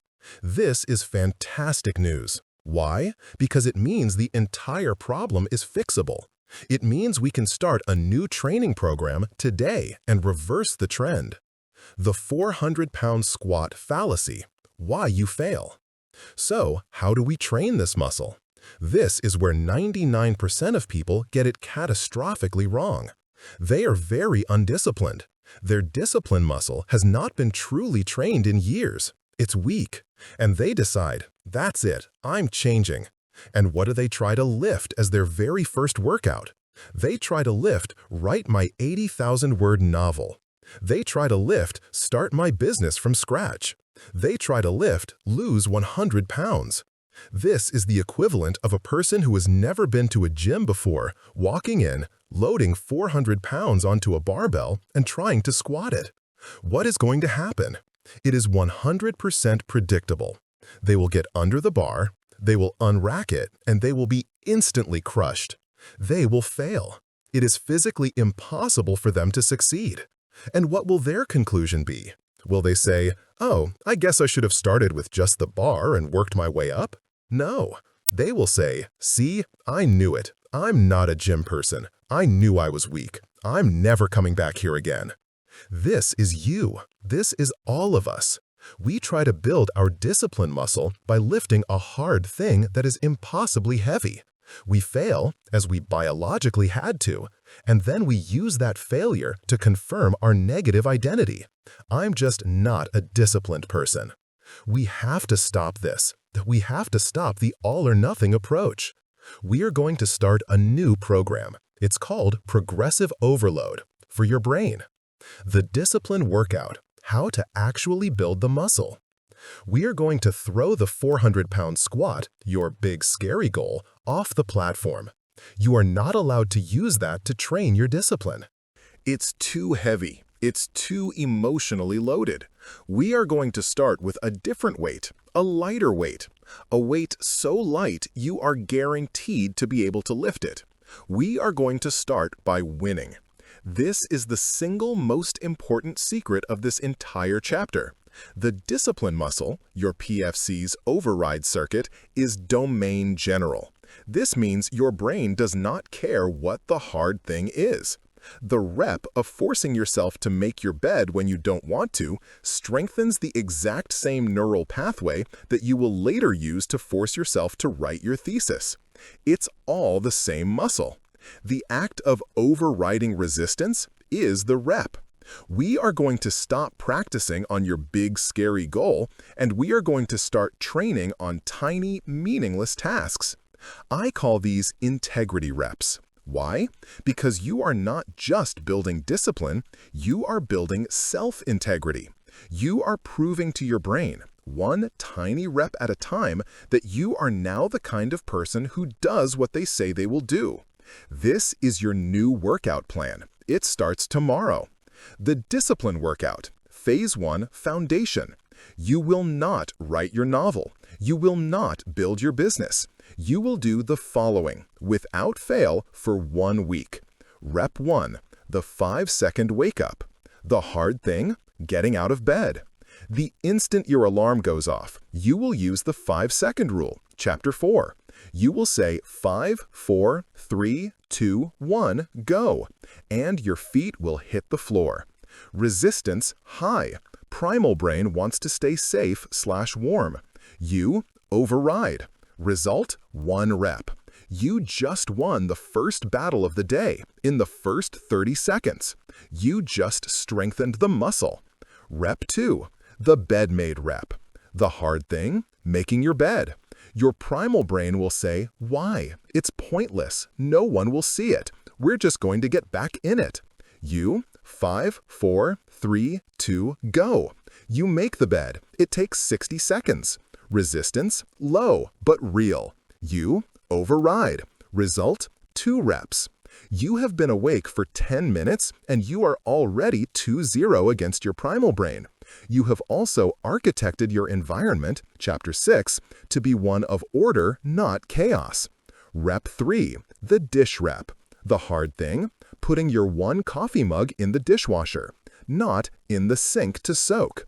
Your primal brain loves the I'll do it later lie. You, 5, 4, 3, 2, go. You rinse it, you put it in the rack. Resistance, tiny. You override. Result, 3 reps. Do you see what is happening? By 9 a.m., you have already done 3 perfect reps.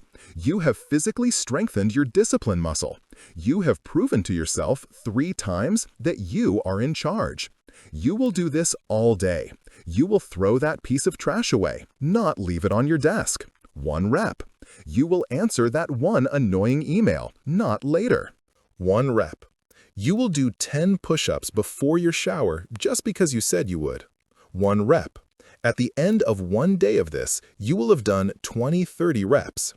At the end of 1 week, you will have done over 200 reps. You have just completed a neurological boot camp. You have physically rewired your brain. That discipline circuit is no longer a footpath. It's a road.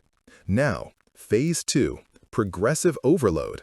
Like any workout, you have to increase the weight to keep growing. You will keep doing your integrity reps. That's your warm-up.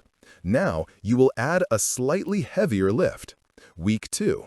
You will add the 5-minute forced start, Chapter 4, on a real task. Not the 400-pound novel, but I will organize my files for 5 minutes. I will brainstorm titles for 5 minutes. I will open the document and write 1 sentence for 5 minutes. This is the bridge. You are using the stronger muscle you built all week on meaningless tasks, and you are applying it to a real-world task.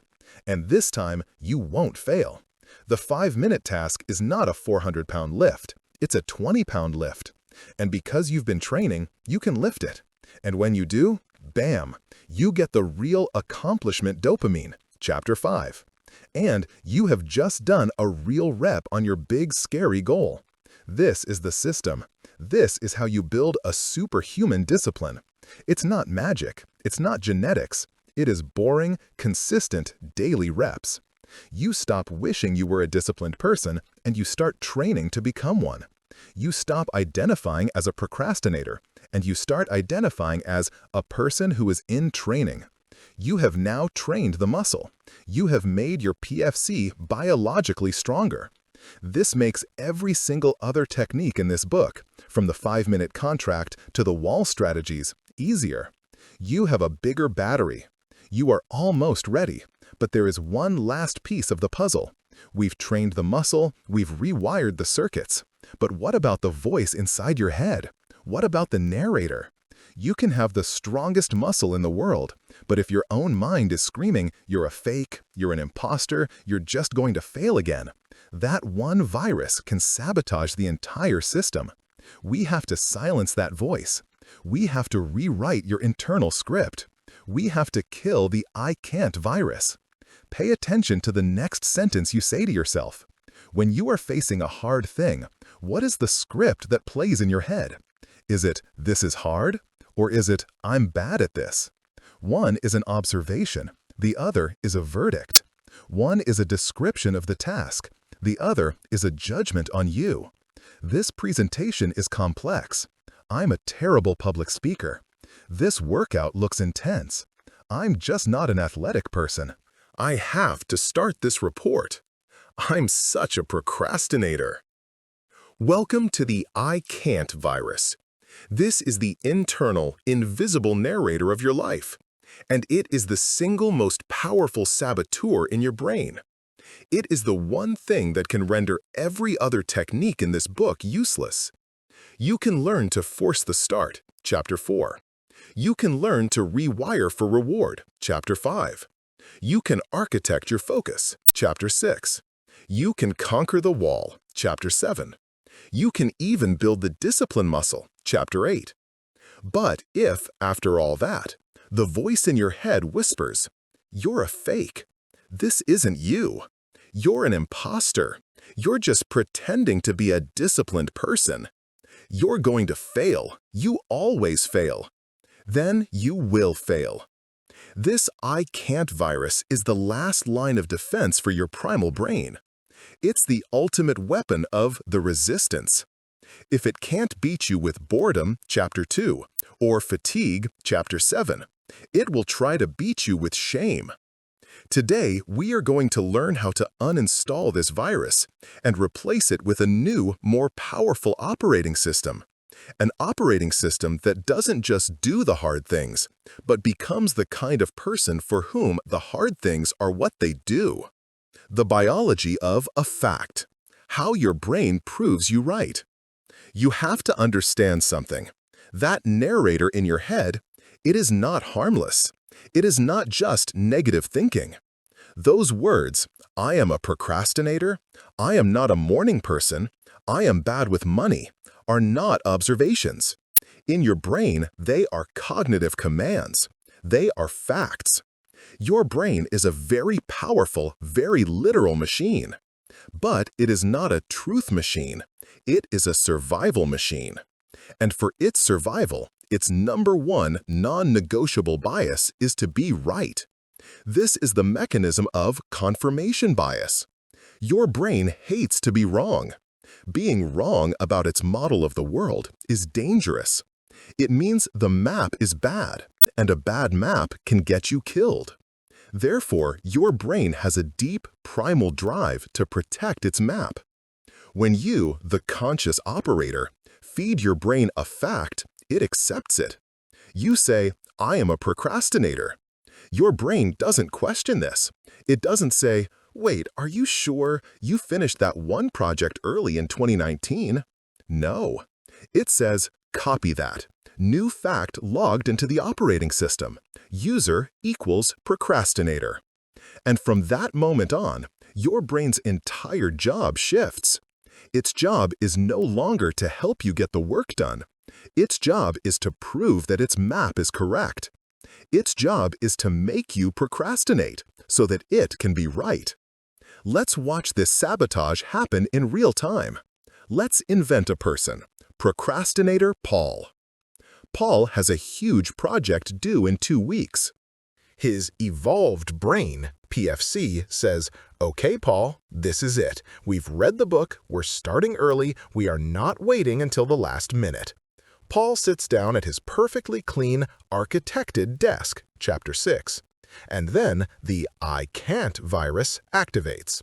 The narrator whispers, start early? Who do you think you're kidding? You're Paul. You're the king of procrastination. You live on last-minute panic. You always wait.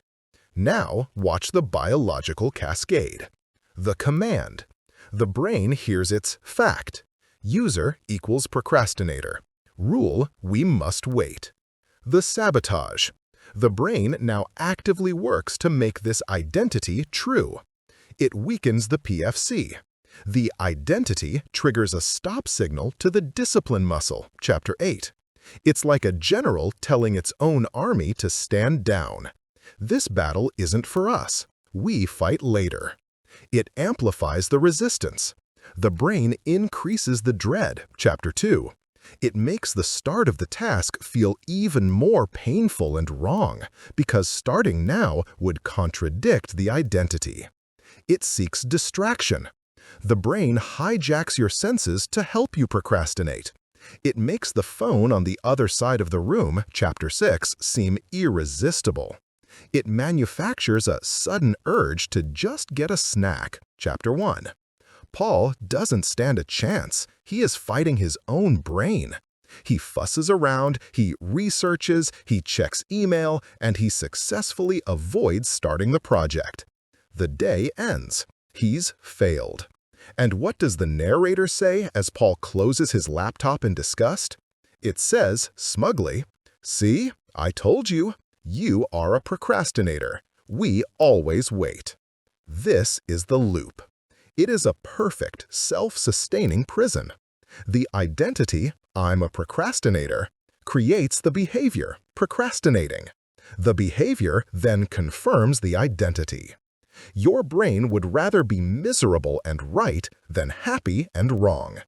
It would rather keep its old broken map than admit it was wrong and change. This is why willpower, Chapter 8, is not enough. You can have the strongest muscle in the world, but if your identity is ordering that muscle to stand down, you will never win the war. The solution: a new infection. Identity-based habits. So, what do? You cannot argue with this virus. You cannot shame it. You cannot out-logic an identity. You have to replace it. You have to infect yourself with a new, more powerful virus. You have to install a new identity. This is the final, highest level of forcing your brain. This is the secret of everyone who makes sustainable change. They don't just change their actions, they change who they are. There are 3 levels of change. Most people get this backward. Level 1, the what. Changing your outcomes. I want to lose 20 pounds. This is the weakest level. It's a wish. It's a goal. It is not a system. Level 2, the how. Changing your process. I will go to the gym 3 times a week. This is way better. This is what most of this book has been about. Building systems, chapters 4, 5, 6, 7. But it can still be derailed. Why? Because you still see yourself as a person who hates the gym, who is forcing themselves to go. It's a chore. Level 3, the who. Changing your identity. I am an athlete. This is the core. This is the source code. This is the program from which the processes, the gym, and the outcomes, losing weight, naturally flow. Think about the profound difference. When your alarm goes off at 5 a.m., the outcome person, level 1, thinks, "Oh, I have to get up. I have to go to the gym so I can lose those 20 pounds." This is a debate. This is a chore. Your primal brain hates this, and it will fight you. The identity person, level 3, thinks, the alarm is off. It's time to train. The I can't virus whispers, it's cold, it's dark, you're tired. And the new identity replies, so, this is who I am. An athlete trains. An athlete doesn't debate the training. The training is the job. Athletes train when it's cold. Athletes train when they're tired. Do you see the power? There is no debate. The hesitation window, chapter 4, never even opens. The decision has already been made. It was made the moment you adopted the identity. The hard thing is no longer an option you have to force. It is simply the automatic action of being who you are. A writer writes. A professional finishes the report. A disciplined person does the rep. The identity is the ultimate forced start. How to install your new identity. The 3-step reprogramming. This sounds great, you say, but I'm not an athlete. I'm sitting on my couch. I'm faking it. This is the imposter part of the virus talking. It wants you to think you need permission or evidence before you can change. You have it backward. You do not wait for the evidence to create the identity. You decide the identity first, and then you generate the evidence to support it. This is the only way to hack your brain's confirmation bias. You are going to give it a new, better map, and then you are going to help it prove this new map is right. This is a 3-step practical process. Step 1. Decide and define. The target. Decide. You must choose with intention who you want to be. Not vague, e.g., healthy. Be specific, e.g., a runner, an athlete, a lifter. Not productive. 3. A professional, a focused writer, a finisher. Not good with money. 3. A value investor, a conscious spender. Define. You must define this identity. What are its rules? What are the non-negotiables? As a professional, I always start my most important task before 10 a.m. This is a rule. I always prepare my workspace the night before. This is a rule. I don't let distractions break my flow. This is a boundary. Step 2. Reframe your language. The new virus. You must change the script. Your words are the program. From now on, you will stop using descriptive language about your past and start using prescriptive language about your future. Old I can't virus. I have to go to the gym, a chore. I shouldn't eat this, a restriction. I am a procrastinator, a verdict. New identity virus. I get to train my body, an opportunity. I am an athlete, and athletes don't eat this junk fuel, an identity. I am a professional, so I am starting now, a command. This is not faking it. This is cognitive reframing. You are manually giving your brain its new operating instructions. Step 3. Collect votes for your new identity, the new evidence. This is the final, most crucial step. Your new identity is fragile. Your brain needs proof. So you are going to give it proof. You are going to manufacture evidence. Every action you take is a vote for the kind of person you want to become. Your goal is not to be perfect. Your goal is not to run the marathon today. Your goal is simply to cast one vote. You use the integrity reps from Chapter 8. You make your bed. Bam! That is one vote for I am an organized person. You use the 5-second rule and get up instead of hitting snooze. Bam! That is one vote for I am a disciplined morning person. You use the 5-minute contract and open the document. Bam! That is one vote for I am a professional. You do not eat the donut. Bam! That is the reps from Chapter 8. But now you see what they really are. They are not just building the muscle. They are building the case. They are building the evidence. One vote doesn't win the election, but one vote followed by another and another. A day of winning the vote, e.g., 10 votes for athlete, 2 for couch potato. A week of winning the vote. After a week of casting these votes, you are no longer faking it.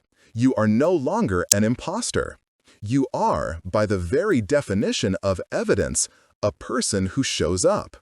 You are a person who keeps their promises. You have the receipts. You have the data. You have given your brain so much evidence for the new identity that it has to abandon the old one. The new map is the territory. Your confirmation bias is still running, but now it is running for you. It now has a fact. User equals athlete. And it will now actively sabotage your old, lazy behaviors to protect your new, powerful identity. This is the end of the war. You have taken the tools, chapters 1 through 7. You have built the muscle, chapter 8. And you have now programmed the commander, chapter 9. You are ready. But what now? What happens when you win? What happens when you no longer have to force it? This is the final, most important stage. This is not a finish line. This is a new way of living. This is the unstoppable brain. Here is Chapter 10. Chapter 10, the unstoppable brain, living in a state of forced action. We've spent this entire book talking about forcing your brain. We've talked about it like a war, a battle, a daily, grinding conflict between your evolved self and your primal self. We've given you an entire arsenal of weapons to fight this war. The 5-second rule, the 5-minute contract, process chunking, environmental architecture. But now we come to the most important and final question. What happens when you no longer have to force it? What happens when the hard things become just the things? This is the end of the journey, and you must be prepared for it, because you are now standing at the most dangerous part of the entire process. The danger is not failure. You've conquered that. The danger is complacency. It's the feeling that you've arrived, that you've finished the book, that you've fixed your brain, and that you can finally just relax. This right here is the final boss, maintenance. And this boss is the most subtle and most deadly of all, because I have to tell you the truth. The one truth that your primal brain has been waiting for you to forget. The primal brain never goes away. That ancient, powerful energy miser, that comfort-seeking, threat-avoiding, instant gratification machine, it doesn't die. It does not surrender. It is not gone. It is just quiet. It is waiting. It is waiting for you to get complacent. It's waiting for that one day when you say, I'll skip the gym. I've been good for a month. It's waiting for that one night you leave your desk. A total hostile mess. Chapter 6. It's waiting for you to miss one integrity rep. Chapter 8. And the moment you do, it will pounce. You see, those old neural pathways, the procrastination superhighways from Chapter 2, they are not gone. We haven't erased them. That's not how neuroplasticity works. We have simply pruned them. We have cut them back. They are like old, abandoned roads in a deep jungle. For the last 9 chapters, you have been hacking a new path. You've been building a new road. And it's been hard work. Chapter 8. The old road is now overgrown. You've stopped using it. But the path is still there. The second you decide to take a day off, the second you flee to that old easy distraction, you have just stepped back onto that abandoned road. And what happens? Your primal brain floods you with that destructive dopamine of relief. Chapter 2. It says, yes, this is the way. This is so easy. Let's do this again. And because that road is already built, it is dangerously fast to repave. Falling back into a bad habit is 10 times faster than it was to build the new one. This is the biology of a relapse. This is the war of maintenance. So, if the primal brain never dies, if the threat is always there, are we doomed? Are we stuck forcing ourselves in an exhausting, grinding battle for the rest of our lives? No, because you have misunderstood the goal. The goal of this book was never to win the war. The goal of this book was to end the war. The goal was to change the game so completely that you are no longer fighting. You are operating. You are living. You are being. From force to flow, the automation of hard things. I want you to think about the first time you tried to drive a car with a manual transmission, a stick shift. What was that like? It was hell. It was 100% force. Your evolved brain, your PFC, was screaming, trying to manage a dozen hard things at once. Clutch in, now shift, not too fast, gas, no, not that much gas. Find the friction point. You're rolling backward. Pull the brake. It was jerky. You stalled. It was humiliating. It was a metabolic nightmare. It was all force. That was you in Chapter 1. Now, what is it like after you've been driving that car for 5 years? You get in. You start it. You're already thinking about your first meeting of the day. You're drinking coffee. You're listening to this audiobook. Your hand finds the gear. Your foot finds the clutch. You are shifting perfectly, up and down, and you are not even aware you are doing it. So I ask you, are you still forcing yourself to drive stick? No. What happened? You forced it over and over. You did the reps, Chapter 8, until the hard thing was no longer managed by your expensive, conscious, evolved PFC. You trained it. You automated it. You handed the entire process over to a different part of your brain, the basal ganglia. This is your brain's automatic habit center. The hard thing has become an automatic skill. This is the ultimate promise of this book.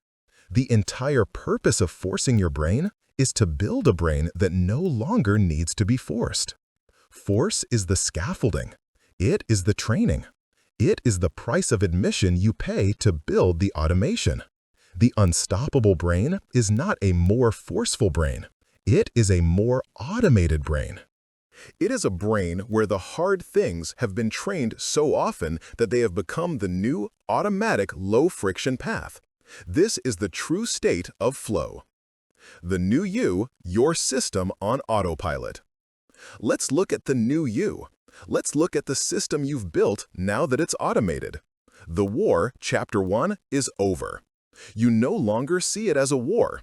You understand the primal brain. It's not your enemy, it's your power source.